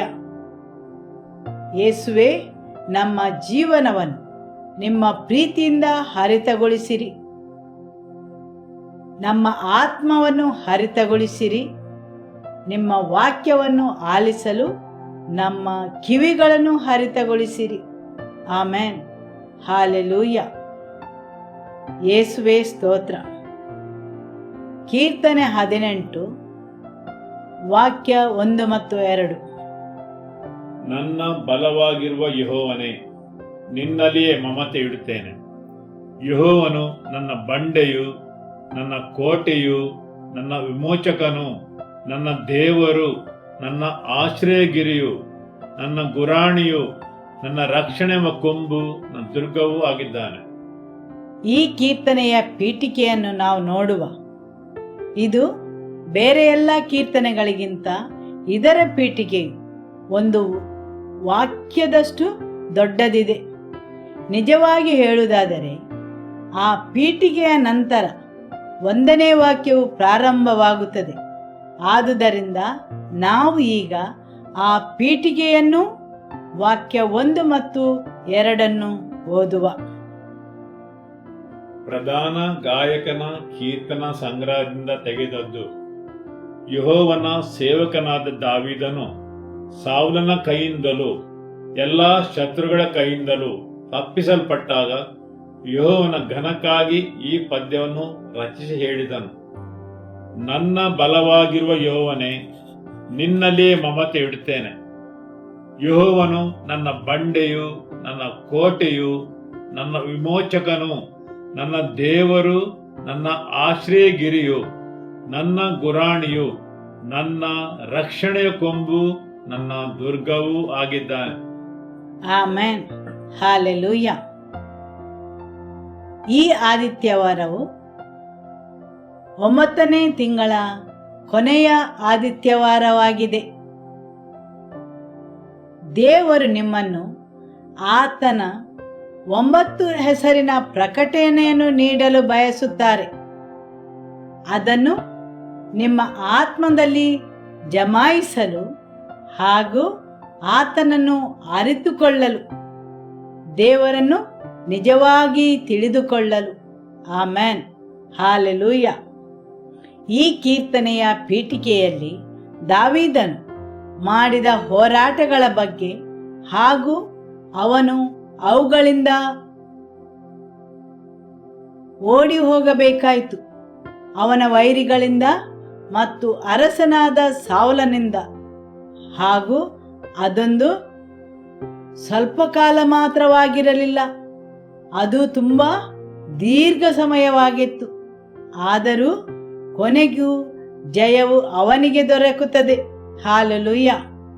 ಹೌದು, ಈ ಎಲ್ಲ ಹೋರಾಟಗಳನ್ನು ಅರಸನಾದ ದಾವೀದನು ಮುಗಿಸಿದ ಮೇಲೆ ಅವನು ಮೊದಲಿಗೆ ಹಾಡಿದ ಹಾಡೆಂದರೆ, ದೇವರೇ, ನಾನು ನಿನ್ನನ್ನು ಪ್ರೀತಿಸುತ್ತೇನೆ. ಹಾಲೆಲೂಯ. ಇವತ್ತು ನೀವು ಆತನ ಬಳಿಗೆ ಬಂದು ಹೇಳುತ್ತೀರಾ, ದೇವರೇ, ನಾನು ನಿನ್ನನ್ನು ಪ್ರೀತಿಸುತ್ತೇನೆ ಎಂದು. ದೇವರೇ, ನಾನು ನಿನ್ನನ್ನು ಪ್ರೀತಿಸುತ್ತೇನೆ. ಆಮೆನ್. ಹಾಲೆಲೂಯ. ಹಾಗೂ ಅವನು ಅದನ್ನು ಈ 2 ವಾಕ್ಯಗಳಲ್ಲಿ 9 ಸಲ ಹೇಳುತ್ತಾನೆ, ಪುನರಾವರ್ತಿಸುತ್ತಾನೆ. ಹೌದು, ಈ 2 ವಾಕ್ಯಗಳು ಅದರಿಂದ ತುಂಬಿಕೊಂಡಿವೆ. ನೀವು ಹೇಳಿ, ಹೌದು, ಅವುಗಳು ತುಂಬಿಕೊಂಡಿವೆ. ದಾವೀದನು ಮರುಭೂಮಿಯಲ್ಲಿರುವಾಗ ದೇವರ ಬಗೆಗಿನ ಅವನ ಪ್ರಕಟಣೆಗಳನ್ನು ಹೊಂದುತ್ತಾನೆ. ಹಾಲೆಲೂಯ. ಪ್ರತಿಯೊಂದರಲ್ಲಿಯೂ ಅವನು ನನ್ನ ದೇವರು ಎಂದು 9 ಸಲ ನಮೂದಿಸಿದ್ದಾನೆ.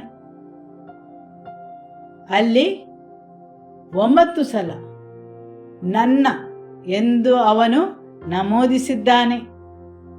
ಈ ಪ್ರತಿ 9 ಸಲವೂ ನನ್ನ ದೇವರು ಎಂದು ವೈಯಕ್ತಿಕವಾಗಿಯೂ ಆತ್ಮೀಯವಾಗಿಯೂ ಅವನು ನಮೂದಿಸಿದ್ದಾನೆ. ಅಲ್ಲಿ ಬೇರೆ ಯಾರೂ ಇಲ್ಲ, ದೇವರು ಮತ್ತು ದಾವೀದನು. ಆಮೆನ್. ಹಾಲೆಲೂಯ. ಅಲ್ಲಿ ದಾವೀದನು ಹೇಳುತ್ತಾನೆ, ನನ್ನ ದೇವರೇ, ನಾನು ನಿನ್ನನ್ನು ಪ್ರೀತಿಸುತ್ತೇನೆ. ನನ್ನ ಬಲವಾಗಿರುವ ಯೆಹೋವನೇ. ಅದು ಅವನ ಮೊದಲ ಪ್ರಕಟಣೆಯಾಗಿದೆ. ಅವನಲ್ಲಿ ಹೇಳುತ್ತಾನೆ, ನನ್ನ ದೇವರು ನನ್ನ ಬಲವಾಗಿದ್ದಾರೆ ಎಂದು. ಪ್ರತಿಯೊಂದರಲ್ಲಿಯೂ ನನ್ನ ದೇವರು ನನ್ನ ಬಲವಾಗಿದ್ದಾರೆ. ಹಾಲೆಲೂಯ. ಇಬ್ರಿಯ ಭಾಷೆಯಲ್ಲಿ ಇದನ್ನು ಎಲ್ ಶಾಲಿ ಎಂದು ಕರೆಯುತ್ತಾರೆ. ದೇವರು ನನ್ನ ಬಲವಾಗಿದ್ದಾನೆ. ನೀವು ದೇವರನ್ನು ಯಶುವ ಎಂದು ಕರೆಯಬೇಕಾಗಿಲ್ಲ, ನೀವು ಯೇಸು ಎಂದು ಕರೆದರೆ ಸಾಕು. ಆತನು ಪ್ರತಿ ಭಾಷೆಯ ಸೃಷ್ಟಿಕರ್ತನಾಗಿದ್ದಾನೆ. ಆತನು ಇಡೀ ಭೂಮಂಡಲದ ಸೃಷ್ಟಿಕರ್ತನಾಗಿದ್ದಾನೆ. ಆದುದರಿಂದ ನಿಮ್ಮದೇ ರೀತಿಯಲ್ಲಿ ದೇವರು ನಿಮಗೆ ಕೊಟ್ಟ ಆ ಭಾಷೆಯಲ್ಲಿ ಆತನನ್ನು ಕರೆಯಬಹುದು. Amen, hallelujah. ಹಾಗೂ ದೇವರು ನಿಮ್ಮ ವೈಯಕ್ತಿಕ ದೇವರು ರಕ್ಷಕನೂ ಆಗಿದ್ದಾನೆ. ಆಮೆನ್. ಆದರೆ ನಾನು ಇವತ್ತು ನಿಮಗೆ ಕೆಲವೊಂದು ತಿಳಿದಿರದ ಹಾಗೂ ಪರಿಚಯವಿಲ್ಲದ ದೇವರ ಹೆಸರುಗಳನ್ನು ತಿಳಿಸುತ್ತೇನೆ. ಹಾಗೂ ನಿಮ್ಮ ಹೋರಾಟಗಳಲ್ಲಿ ಆ ದೇವರ ಹೆಸರುಗಳು ನಿಮಗೆ ವೈಯಕ್ತಿಕವಾಗಿ ನಿಮ್ಮ ಅಗತ್ಯದ ಸಮಯದಲ್ಲಿ ಆತನು ಸಹಾಯ ಮಾಡಿ ಅವುಗಳು ನಿಮಗೆ ಅತಿ ಪ್ರಿಯವಾಗುವು. ಓ ದೇವರೇ, ನೀನೇ ನನ್ನ ಬಲವಾಗಿದ್ದಿ. ಆಮೆನ್. ಹೌದು, ಯಾವಾಗ ನೀವು ದುರ್ಬಲರಾಗಿದ್ದೀರಿ ಎಂದು ನೀವು ತಿಳಿದಿರುವಾಗ, ನಿಮ್ಮ ದುರ್ಬಲತೆಯನ್ನು ನೀವು ಅರಿತುಕೊಂಡಾಗ, ಅಂದರೆ ದಾವೀದನು ಅವನ ಬಲವನ್ನು, ಅವನ ಕೈಗಳ ಕೆಳಗಿರುವ ಸೈನ್ಯ ಹಾಗೂ ಅವರು ಅವನಿಗೆ ನಿಷ್ಠಾವಂತರಾಗಿದ್ದರು. ಆದರೂ ದಾವೀದನು ತಿಳಿದಿದ್ದನು, ಅವರಿಂದ ಮಾತ್ರ ಯುದ್ಧವನ್ನು ಜಯಿಸಲು ಸಾಧ್ಯವಿಲ್ಲವೆಂದು. ಅದೇ ರೀತಿ ನಿಮ್ಮ ಒಳ್ಳೆಯ ಆರೋಗ್ಯ ಹಾಗೂ ಬೇರೆಲ್ಲ ಒಳ್ಳೆಯ ವಿಷಯಗಳು ನಿಮ್ಮ ಜೀವನದಲ್ಲಿ ನಿಮಗೆ ಯಶಸ್ಸನ್ನು ತಂದುಕೊಡುವುದಿಲ್ಲ. ದಾವೀದನು ಅದನ್ನು ತಿಳಿದಿದ್ದನು. ಆದುದರಿಂದ ಅವನು ದೇವರನ್ನು ನನ್ನ ಬಲವೆಂದು ಕರೆಯುತ್ತಾನೆ ಹಾಗೂ ದೇವರಿಗೆ ಆ ಹೆಸರನ್ನು ನೀಡುತ್ತಾನೆ, ಯೆಹೋವನೇ ನನ್ನ ಬಲವಾಗಿದ್ದಾನೆಂದು. ಸುಮ್ಮನೆ ಮಲಗಿಕೊಳ್ಳಲು ನಿಮಗೆ ಶಕ್ತಿಯ ಅಗತ್ಯವಿಲ್ಲ. ಅದೇ ರೀತಿ ಒಬ್ಬ ಪಾರ್ಶ್ವವಾಯು ಪೀಡಿತ ಮನುಷ್ಯನು ಮಲಗಿಕೊಂಡಿರುತ್ತಾನೆ, ಆದರೆ ಅವನಿಗೆ ಏಳಲು ಶಕ್ತಿ ಬೇಕು. ಪಾರ್ಶ್ವವಾಯು ಪೀಡಿತನಾದ ವ್ಯಕ್ತಿಯಲ್ಲಿ ಶಕ್ತಿಯ ಕೊರತೆ ಇದೆ. ಹಾಗೂ ಯಾವಾಗ ನೀವು ಆ ಪಾರ್ಶ್ವವಾಯು ಪೀಡಿತನಾದ ಮನುಷ್ಯನಂತೆ ದುರ್ಬಲರಾಗಿ ಇದ್ದೀರೆಂದು ನೀವು ಭಾವಿಸುತ್ತೀರಿ, ಆ ಸಮಯದಲ್ಲಿ ದೇವರು ನಿಮ್ಮ ಬಲವಾಗಿದ್ದಾನೆ. ದೇವರು ಆತನಾಗಿಯೇ ನಿಮ್ಮ ಶಕ್ತಿಯಾಗಿರುತ್ತಾನೆ. ನಿಮ್ಮ ಕಷ್ಟದ ಸಮಯದಲ್ಲಿ ನಿಮಗೆ ಬಲ ಬೇಕು. ಸೈತಾನನ ವಿರುದ್ಧ ಜಯಿಸಲು ನಿಮಗೆ ಬಲ ಬೇಕು. ಹೌದು, ಸತ್ಯದಲ್ಲಿ ನಿಲ್ಲಲು ನಿಮಗೆ ಬಲ ಬೇಕು. ಹೌದು, ನಿಮಗೆ ಬಲದ ಅಗತ್ಯವಿದೆ. ಹಾಗೂ ದೇವರು ನಿಮಗೆ ಆ ಬಲವನ್ನು ನೀಡಲು ಯಾವಾಗಲೂ ಸಿದ್ಧರಿದ್ದಾರೆ. Amen, hallelujah. ಇವತ್ತು ದೇವರು ನನ್ನ ಕಣ್ಣನ್ನು ತೆರೆದರು. ಅನೇಕ ಸಲ ನಾವು ಬಲಗೊಳ್ಳಬೇಕೆಂದು, ಆದರೆ ಅದು ನಮ್ಮಷ್ಟಕ್ಕೆ ನಾವು ಬಲಗೊಳ್ಳಲು ಸಾಧ್ಯವಿಲ್ಲ. ಹಾಗೂ ನಿಮ್ಮ ಬಲವು ಇಲ್ಲಿ ಅಷ್ಟೊಂದು ಮುಖ್ಯವಲ್ಲ. ಆದುದರಿಂದ ದಾವೀದನು ಅರಿತುಕೊಳ್ಳುತ್ತಾನೆ, ದೇವರು ನನ್ನ ಬಲವಾಗಿದ್ದಾನೆಂದು. ಹೌದು, ದೇವರ ರಾಜ್ಯದಲ್ಲಿ ನೀವು ಎಷ್ಟು ಬಲಶಾಲಿಯಾಗಿದ್ದರೂ ಅದು ಮುಖ್ಯವಲ್ಲ. ಆದರೆ ದೇವರು ನಿಮ್ಮ ಬಲವಾಗಿದ್ದಾನೆಯೇ ಎಂಬುದು ಮುಖ್ಯವಾದ ವಿಷಯ. ಹಾಗೂ ನಿಮಗೆ ತಿಳಿದಿದೆಯೇ, ದೇವರ ಶಕ್ತಿಯು ನಿಮ್ಮ ಶಕ್ತಿಯೊಂದಿಗೆ ಸೇರಿ ಒಂದಾಗಿರುತ್ತದೆ. Amen, hallelujah. ಹೌದು, ಅದಕ್ಕೋಸ್ಕರ ದೇವರು ಒಂದು ವಾಕ್ಯವನ್ನು ನನ್ನ ನೆನಪಿಗೆ ತಂದರು. 2 ಸಾಮ್ಯುಯೇಲನು ಅಧ್ಯಾಯ 23 ವಾಕ್ಯ 9 ಮತ್ತು 10. ಅಹೋಯನಾದ ದೋದೋ ಎಂಬವನ ಮಗನಾಗಿರುವ ಎಲ್ಲಾಜಾರನು ಫಿಲಿಷ್ಟಿಯರು ಅಲ್ಲಿ ಯುದ್ಧಕ್ಕೆ ಕೂಡಿಕೊಂಡಾಗ ಅವರನ್ನು ನಿಂದಿಸುವುದಕ್ಕೆ ದಾವೀದನ ಜೊತೆಯಲ್ಲಿ ಹೋದ 3 ಮಂದಿ ಶೂರರಲ್ಲಿ ಇವನು ಒಬ್ಬನಾಗಿದ್ದನು. ಇಸ್ರಾಯೇಲರು ಹೋದ ನಂತರ ಇವನು ನಿಂತು ಕತ್ತಿ ಹಿಡಿದ ಕೈ ಸೋತು ಮರಗಟ್ಟಿ ಹೋಗುವ ತನಕ ಫಿಲಿಷ್ಟಿಯರನ್ನು ಕೊಲ್ಲುತ್ತಲೇ ಇದ್ದನು. ಆ ದಿನದಲ್ಲಿ ಯೆಹೋವನು ಮಹಾಜಯವನ್ನುಂಟು ಮಾಡಲು ಇಸ್ರಾಯೇಲರು ಸುಲುಕೊಳ್ಳುವುದಕ್ಕೋಸ್ಕರವೇ ಹಿಂದಿರುಗಿದರು. ಆಮೆನ್. ಇಲ್ಲಿ ದೇವರ ವಾಕ್ಯವು ದಾವೀದನ ಜೊತೆ ಯುದ್ಧ ಮಾಡಿದ ಒಬ್ಬ ಸೈನಿಕನ ಬಗ್ಗೆ ತಿಳಿಸುತ್ತದೆ. ಅವನಿಗೂ ಎಲ್ಲರಂತೆ ದಾವೀದನನ್ನು ಬಿಟ್ಟು ಹೋಗಬಹುದಿತ್ತು. ಆದರೆ ಅವನು ಫಿಲಿಸ್ಟಿಯರನ್ನು ಹಿಮ್ಮೆಟ್ಟಿಸಿದನು. ಅಲ್ಲಿ ಯುದ್ಧಕ್ಕೆ ಬಂದ ಫಿಲಿಸ್ಟಿಯರ ಜೊತೆ ಇಸ್ರೇಲ್ ಎಲ್ಲರೂ ದಾವೀದನನ್ನು ಬಿಟ್ಟು ಹೋದಾಗ ಅವನಿಗೂ ಹೋಗಬಹುದಿತ್ತು. ಆದರೆ ಅವನು ದಾವೀದನ ಜೊತೆ ನಿಂತುಕೊಂಡು ಫಿಲಿಸ್ಟಿಯರ ಜೊತೆ ಯುದ್ಧ ಮಾಡುತ್ತಾನೆ. ಅವನ ಕೈಯ ಬಲವು ಸೋತು ಹೋಗುವವರೆಗೆ. ಹೌದು, ನಿಮ್ಮ ಜೀವನದಲ್ಲಿ ಅನೇಕ ವಿಷಯಗಳು ನಿಮ್ಮ ಸೋತುವಿಕೆಗೆ ಕಾರಣವಾಗಿರುತ್ತದೆ. ಹಾಗೂ ಕೆಲವೊಂದು ಯುದ್ಧಗಳನ್ನು, ಹೋರಾಟಗಳನ್ನು ನಿಮ್ಮ ಜೀವನದಲ್ಲಿ ನೀವು ಅನುಭವಿಸಿದ ಆ ಹೋರಾಟಗಳು ನೀವು ಒಬ್ಬಂಟಿಗರಾಗಿ ಅನುಭವಿಸ್ತೀರಿ ಎಂದು ನೀವು ಭಾವಿಸುತ್ತೀರಿ. ಹೌದು, ನಿಮ್ಮ ಜೀವನದ ಪ್ರತಿಯೊಂದು ಹೋರಾಟಗಳಲ್ಲಿ ನಿಮ್ಮ ವೈರಿಯ ಮುಖ್ಯ ಉದ್ದೇಶವೇನೆಂದರೆ ನಿಮ್ಮನ್ನು ಸೋಲಿಸುವುದು, ದಣಿಯುವಂತೆ ಮಾಡುವುದು. ಪ್ರತಿಯೊಂದರಲ್ಲಿಯೂ ಅವನ ಶತ್ರುಗಳು ಒಂದೇ ಆಗಿವೆ. ಒಂದು ಸಲ ಪಾಸ್ಟರ್ ಅವರು ನನಗೆ ತಿಳಿಸಿದರು, ಕೆಲವೊಂದು ವಿಷಯಗಳು ನನ್ನ ಜೀವನದಲ್ಲಿ ದೀರ್ಘಕಾಲ ಇರುವುದನ್ನು ನೋಡಿ ಅವರು ಹೇಳುತ್ತಾರೆ, ನಿಮ್ಮ ವೈರಿಯು ನಿಮ್ಮನ್ನು ದಣಿದು ಹೋಗುವಂತೆ ಮಾಡಿ ಅದನ್ನು ನೀವು ಬಿಟ್ಟು ಬಿಡುವಂತೆ ಮಾಡಲು ಪ್ರಯತ್ನಿಸುತ್ತಾನೆ. ಆದರೆ ದೇವರ ವಾಕ್ಯ ಹೇಳುತ್ತದೆ, ಇಲ್ಲಿ ಈ ವಾಕ್ಯದಲ್ಲಿ ಆ ಮನುಷ್ಯನು ಎದ್ದು ವೈರಿಗಳನ್ನು ಎದುರಿಸುತ್ತಾನೆ.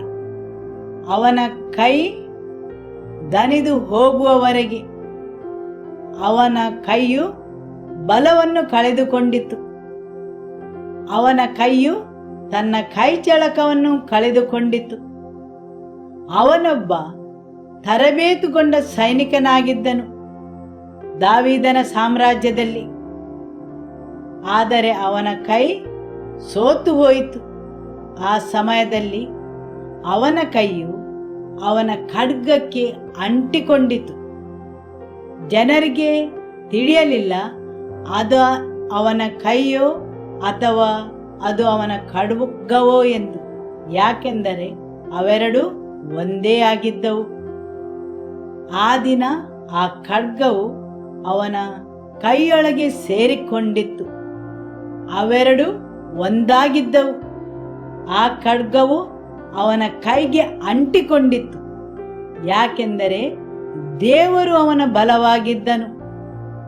ದೇವರ ವಾಕ್ಯವು, ದೇವರ ವಾಗ್ದಾನಗಳು ಅವನ ಬಲವಾಗಿದ್ದವು.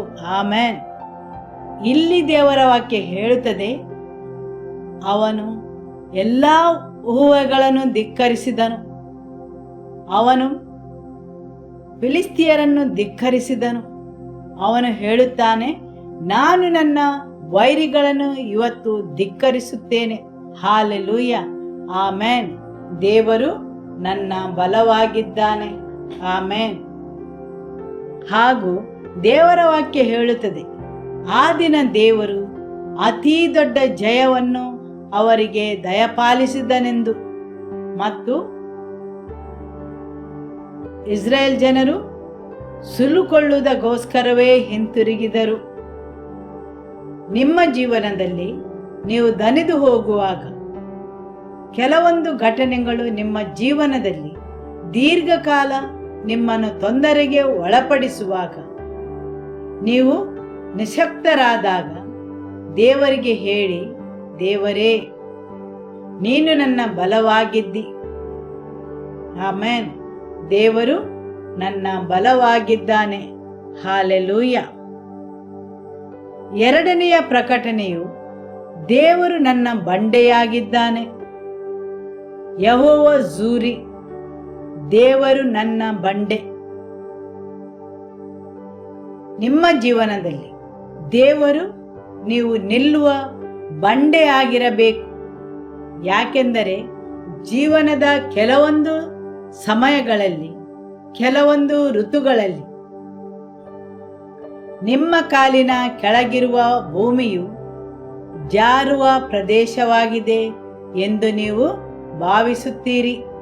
ಆಮೇನ್. ಕೀರ್ತನೆ 28 ವಾಕ್ಯ 1.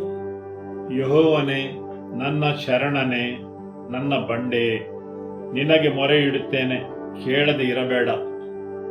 ನೀನು ಕಿವಿಗೊಡದೆ ಹೋದರೆ ನಾನು ಸತ್ತವರಿಗೆ ಸಮಾನನಾಗುವೆನಲ್ಲವೇ? ಆಮೇನ್. ಹೌದು, ನಿಮ್ಮ ಜೀವನದ ಕೆಲವೊಂದು ಋತುಗಳಲ್ಲಿ ದೇವರು ಮೌನವಾಗಿದ್ದಾರೆಂದು ನೀವು ಕಂಡುಕೊಳ್ಳುವಿರಿ. ನೀವು ಆತನಿಂದ ಯಾವುದೇ ವಾಕ್ಯವನ್ನು ಅಥವಾ ವಾಗ್ದಾನವನ್ನು ಪಡೆದಿರುವುದಿಲ್ಲ. ಆದರೆ ಅಂತಹ ಸಮಯದಲ್ಲಿ ನೀವು ಆತನಿಗೆ ಇನ್ನೂ ಹೆಚ್ಚಾಗಿ ಅಂಟಿಕೊಳ್ಳಬೇಕು ಮತ್ತು ಹೇಳಬೇಕು, ದೇವರೇ. ಯಾವಾಗ ನೀವು ದೇವರ ಧ್ವನಿಯನ್ನು ಕೇಳುವುದಿಲ್ಲ, ನೀವು ನಿರ್ವಾತ ಪ್ರದೇಶದಲ್ಲಿ ಇದ್ದ ಹಾಗೆ, ನೀವು ಬರಿದಾಗಿರುವಂತೆ ಭಾವಿಸುತ್ತೀರಿ. ನಿಮಗೆ ನಿಲ್ಲಲು ಯಾವುದೇ ಸ್ಥಳವಿಲ್ಲದ ಅನುಭವವಾಗುತ್ತಿದೆ. ನೀವು ಯಾರಿಂದಲೂ ಗುರುತಿಸಲ್ಪಡುವುದಿಲ್ಲ ಎಂಬ ಸಮಯವು ನಿಮಗೆ ಬರುವಾಗ ಇಲ್ಲಿ ದಾವೀದನು ಹೇಳುತ್ತಾನೆ, ದೇವರನ್ನು ಮರೆಯದಿರಿ. ದೇವರೇ, ನೀನು ನನ್ನ ಬಂಡೆ, ಮೌನವಾಗಿರಬೇಡ. ಹಾಲೆಲೂಯ. ನಿಮ್ಮಲ್ಲಿ ಯಾರೆಲ್ಲ ಹೇಳುತ್ತೀರಿ, ದೇವರೇ ನೀನು ನನ್ನ ಬಂಡೆ? ಹೌದು, ನನ್ನ ಬಂಡೆ. ನಾನು ಅದರ ಮೇಲೆ ನಿಲ್ಲಲು ಬಯಸುತ್ತೇನೆ, ನಿನ್ನ ವಾಕ್ಯದ ಮೇಲೆ. ಹಾಲೆಲೂಯ. ಇನ್ನೊಂದು ಪ್ರಕಟಣೆ, ದೇವರು ನನ್ನ ಬಂಡೆಯೂ ನನ್ನ ಕೋಟೆಯೂ ಆಗಿದ್ದಾನೆ. ಯೆಹೋವ ಶೋದಾತಿ. ತುಂಬ ಆಶ್ಚರ್ಯಕರವಾಗಿದೆ ಅಲ್ಲವೇ? ನೀವು ಖಂಡಿತವಾಗಿಯೂ ಇದನ್ನು ಕೇಳಲಿಕ್ಕಿಲ್ಲ. ದಾವೀದನು ದೇವರನ್ನು ಹಾಗೆ ಕರೆಯಬೇಕಾದರೆ ಖಂಡಿತವಾಗಿಯೂ ದೇವರು ಆತನ ಬಗ್ಗೆ, ದಾವೀದನಿಗೆ ಅದರ ಬಗ್ಗೆ ಪ್ರಕಟಣೆಯನ್ನು ನೀಡಿರಬೇಕು, ಸರಿಯಲ್ಲವೇ? ಆಮೆನ್.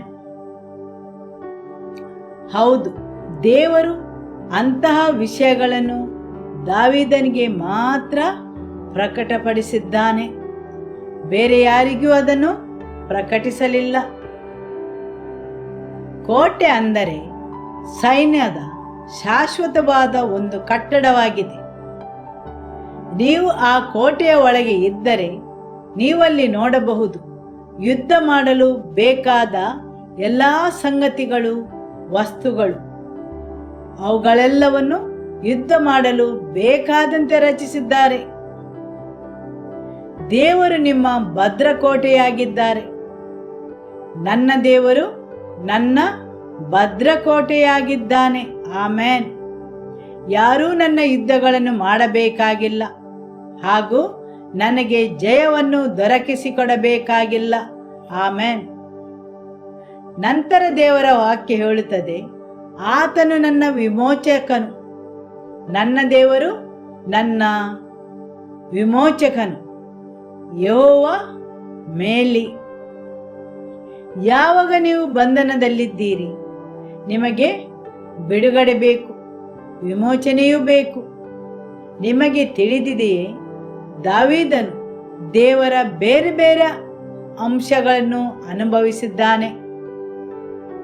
ಯಾವಾಗ ನೀವು ಬಲೆಯಲ್ಲಿ ಸಿಲುಕಿಕೊಳ್ಳುತ್ತೀರಿ, ಯಾವಾಗ ನೀವು ಬಂಧನದಲ್ಲಿ ಇದ್ದಂತಹ ಅನುಭವವನ್ನು ಪಡೆಯುತ್ತೀರಿ, ಯಾವಾಗ ಭಾರವಾದ ನೊಗ ನಿಮ್ಮ ಭುಜದ ಮೇಲೆ ಇದೆ ಎಂದು ನೀವು ಭಾವಿಸುವಾಗ, ಹೌದು, ಅಲ್ಲಿ ಕೆಲವೊಂದು ನೊಗಗಳು, ಕೆಲವೊಂದು ಬಂಧನಗಳು, ನೀವಾಗಿ ಅದನ್ನು ತೆರೆದು ಹೊರಬರಲು ಸಾಧ್ಯವಿಲ್ಲ.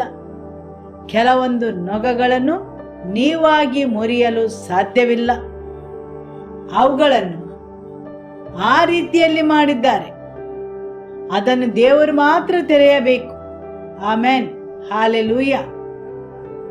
ದೇವರಲ್ಲಿ ನಿಮ್ಮ ಸೆರೆಮನೆಗಳನ್ನು ತೆರೆಯುವಂತಹ ಕೀಲಿ ಕೈಗಳು ಇವೆ. ಆಮೆನ್. ಹಾಲೆಲೂಯ. ಮತ್ತು ದೇವರ ಅಭಿಷೇಕವು ಸೈತಾನನು ನಿಮ್ಮ ಮೇಲೆ ಹಾಕಿದ ಆ ನೊಗಗಳನ್ನು ನಾಶ ಮಾಡಲು ಮತ್ತು ಮುರಿಯಲು ಶಕ್ತನಾಗಿದ್ದಾನೆ. ಆಮೆನ್. ಹಾಲೆಲೂಯ. ದೇವರು ನನ್ನ ವಿಮೋಚಕನು. ಆಮೆನ್. ನಂತರ ದೇವರ ವಾಕ್ಯ ಹೇಳುತ್ತದೆ, ನನ್ನ ದೇವರು ಯಾಹ್ವೆ ಎಲೋಹಿ. ಹಾಲೆಲೂಯ. ನನ್ನ ಸೃಷ್ಟಿಕರ್ತನು. ನನ್ನ ದೇವರು ಎಂದು ನೀವು ಹೇಳುವಾಗ ನೀವು ಹೇಳುವುದು ನನ್ನ ಸೃಷ್ಟಿಕರ್ತನೆಂದು. ಆತನು ನಿಮಗಾಗಿ ಏನನ್ನಾದರೂ ಸೃಷ್ಟಿಸಲು ಶಕ್ತನಾಗಿದ್ದಾನೆ. ಆಮೆನ್. ಹೌದು, ಯೆಹೋವ ಎಲೋಹಿ. ಹಾಲೆಲೂಯ. ಎಲೋಹಿಂ ಅಂದರೆ ದೇವರು ತನ್ನ ವಾಕ್ಯವನ್ನು ಕಳುಹಿಸಿ ಎಲ್ಲವನ್ನೂ ಸೃಷ್ಟಿಸಿದನು.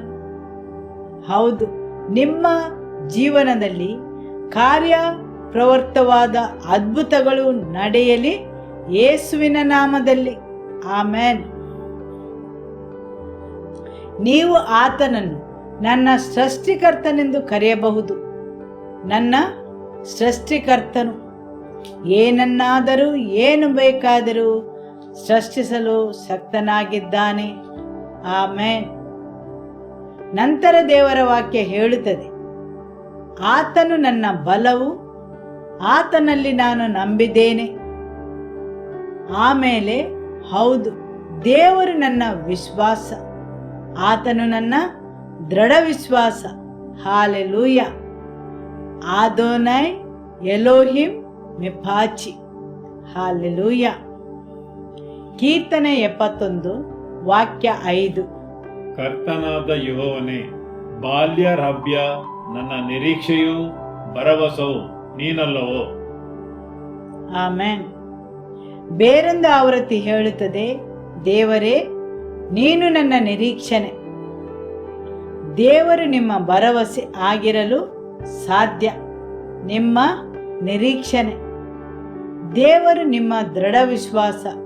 ದೇವರು ತಾನಾಗಿಯೇ ನಿಮ್ಮ ವಿಶ್ವಾಸವಾಗಿರುತ್ತಾನೆ, ನಿಮ್ಮ ಆತ್ಮವಿಶ್ವಾಸ. ಹಾಲೆಲೂಯ. ನನ್ನಲ್ಲಿರುವ ರಹಸ್ಯಗಳನ್ನು ಹೇಳಲು ಬೇರೆ ಯಾರನ್ನೂ ನಾನು ನಂಬುವಂತಿಲ್ಲ. ಯಾಕೆಂದರೆ ಆತನು ನಿಮ್ಮ ರಹಸ್ಯಗಳನ್ನು ಬೇರೆಯವರಲ್ಲಿ ಹೇಳುವುದಿಲ್ಲ, ಆತನು ತೀರ್ಪನ್ನು ನೀಡುವುದಿಲ್ಲ, ಹಾಗೂ ನಿಮ್ಮನ್ನು ತಪ್ಪಾಗಿ ತಿಳಿದುಕೊಳ್ಳುವುದಿಲ್ಲ. ಹೌದು, ನಿಮ್ಮ ಜೀವನದ ಕೆಲವೊಂದು ರಹಸ್ಯಗಳನ್ನು ಬೇರೆ ಜನರಲ್ಲಿ, ವ್ಯಕ್ತಿಯಲ್ಲಿ ನೀವು ಹಂಚಿಕೊಳ್ಳುವಂತಿಲ್ಲ. ಒಂದು ವೇಳೆ ನೀವು ಹಂಚಿಕೊಂಡರೆ ಅವರು ನಿಮಗೆ ತೀರ್ಪನ್ನು ನೀಡುತ್ತಾರೆ, ನಿಮ್ಮ ಬಗ್ಗೆ ತಪ್ಪಾಗಿ ತಿಳಿದುಕೊಳ್ಳುತ್ತಾರೆ. ಆದರೆ ಯೇಸು ಎಂದಿಗೂ ಹಾಗೆ ಮಾಡುವುದಿಲ್ಲ. ಆಮೆನ್. ದೇವರು ನನ್ನ ಬಲವಾಗಿದ್ದಾನೆ, ನಾನು ಆತನಲ್ಲಿ ನನ್ನ ನಂಬಿಕೆಯನ್ನು ಇಟ್ಟಿದ್ದೇನೆ. ಪ್ರತಿಯೊಂದಕ್ಕೂ ನಾನು ಆತನನ್ನು ನಂಬಬಹುದು. ಹಾಲೆಲೂಯ. ದೇವರೇ, ನೀವು ನನ್ನ ಭರವಸೆ, ನೀವು ನನ್ನ ನಂಬಿಕೆ, ನೀವು ನನ್ನ ದೃಢವಾದ ಆತ್ಮವಿಶ್ವಾಸ. ನನ್ನ ಬಾಲ್ಯದ ಆರಂಭದಿಂದಲೂ, ಹೌದು, ನನ್ನ ಬಾಲ್ಯದಿಂದಲೂ ನೀನು ನನ್ನ ಒಳ್ಳೆಯ ಸ್ನೇಹಿತನಾಗಿದ್ದಿ. ಹಾಲೆಲೂಯ. ಆಮೆನ್. ಇನ್ನೊಂದು ಪ್ರಕಟಣೆ, ಇದು ಆಶ್ಚರ್ಯಕರವಾದ ವಿಷಯವಲ್ಲವೇ? ದೇವರು 2 ವಾಕ್ಯದಲ್ಲಿ ತುಂಬಾ ದೊಡ್ಡ ಹೊರೆಯಂತಹ ವಿಷಯಗಳನ್ನು ನಾವು ತಿಳಿದುಕೊಳ್ಳಬಹುದು. ದಾವೀದನು ಯಾವಾಗ ಹೇಳುತ್ತಾನೆ, ಅವನು ಮಾತಾಡುತ್ತಾನೆ, ಅವನು ಅವನ ಪೂರ್ಣ ಹೃದಯದಿಂದ ಅದನ್ನು ಹೇಳುತ್ತಾನೆ. ನನ್ನ ದೇವರು ನನ್ನ ಗುರಾಣಿ, ಯೆಹೋವ ಮಗ್ಗಿನ್. ದೇವರು ನಿಮಗೊಂದು ಗುರಾಣಿಯನ್ನು ನೀಡುವುದಿಲ್ಲ, ಯಾಕೆಂದರೆ ಆತನೇ ನಿಮ್ಮ ಗುರಾಣಿಯಾಗಿದ್ದಾನೆ. ಹಾಲೆಲೂಯ. ಆದಿಕಾಂಡ ಅಧ್ಯಾಯ 15ರಲ್ಲಿ ದೇವರು ಅಬ್ರಹಾಮನಿಗೆ ಹೇಳುತ್ತಾರೆ, ನಾನು ನಿನ್ನ ಗುರಾಣಿ ಹಾಗೂ ನಿನ್ನ ಶ್ರೇಷ್ಠವಾದ ಬಹುಮಾನ. ಆಮೆನ್. ಯಾವಾಗ ನೀವು ಅಪರಿಚಿತವಾದ ನಾಡಲ್ಲಿ ಇರುವಾಗ, ನಿಮಗೆ ತಿಳಿದಿರದ ಭೂಪ್ರದೇಶದಲ್ಲಿ ನೀವು ನಡೆದಾಡುವಾಗ, ನಿಮಗೆ ತಿಳಿಯದೇ ಇರುವ ಭಾಷೆಯ ಜನರ ನಡುವೆ ನೀವು ಇರುವ ಮತ್ತು ಅಲ್ಲಿ ನಿಮಗೆ ಯಾರೂ ಪರಿಚಯದವರು ಇಲ್ಲದೆ ಇರುವಾಗ, ಅಲ್ಲಿ ನಿಮ್ಮ ಶತ್ರುಗಳು ನಿಮ್ಮನ್ನು ಕದಿಯಲು ಬಂದಿರಬಹುದು. ಆದರೆ ದೇವರು ಹೇಳುತ್ತಾರೆ, ನಾನು ನಿನ್ನ ಗುರಾಣಿಯಾಗಿದ್ದೇನೆ. ಆಮೆನ್. ದೇವರು ನನ್ನ ಗುರಾಣಿ ಹಾಗೂ ನನ್ನ ರಕ್ಷಣೆಯ ಕೊಂಬು. ಹಾಲೆಲೂಯ. ದೇವರು ನನ್ನ ರಕ್ಷಣೆಯ ಕೊಂಬು. ಕರೆನ್ ಯೆಹೋವ. ಕೊಂಬು ಬಲವಿತವಾಗಿಯೂ ಜಯಪ್ರದವಾಗಿಯೂ ರಕ್ಷಣೆಯ ಮೂಲವಾಗಿದೆ. ಅದು ನನ್ನ ರಕ್ಷಣೆಯ ಮೂಲವಾಗಿದೆ.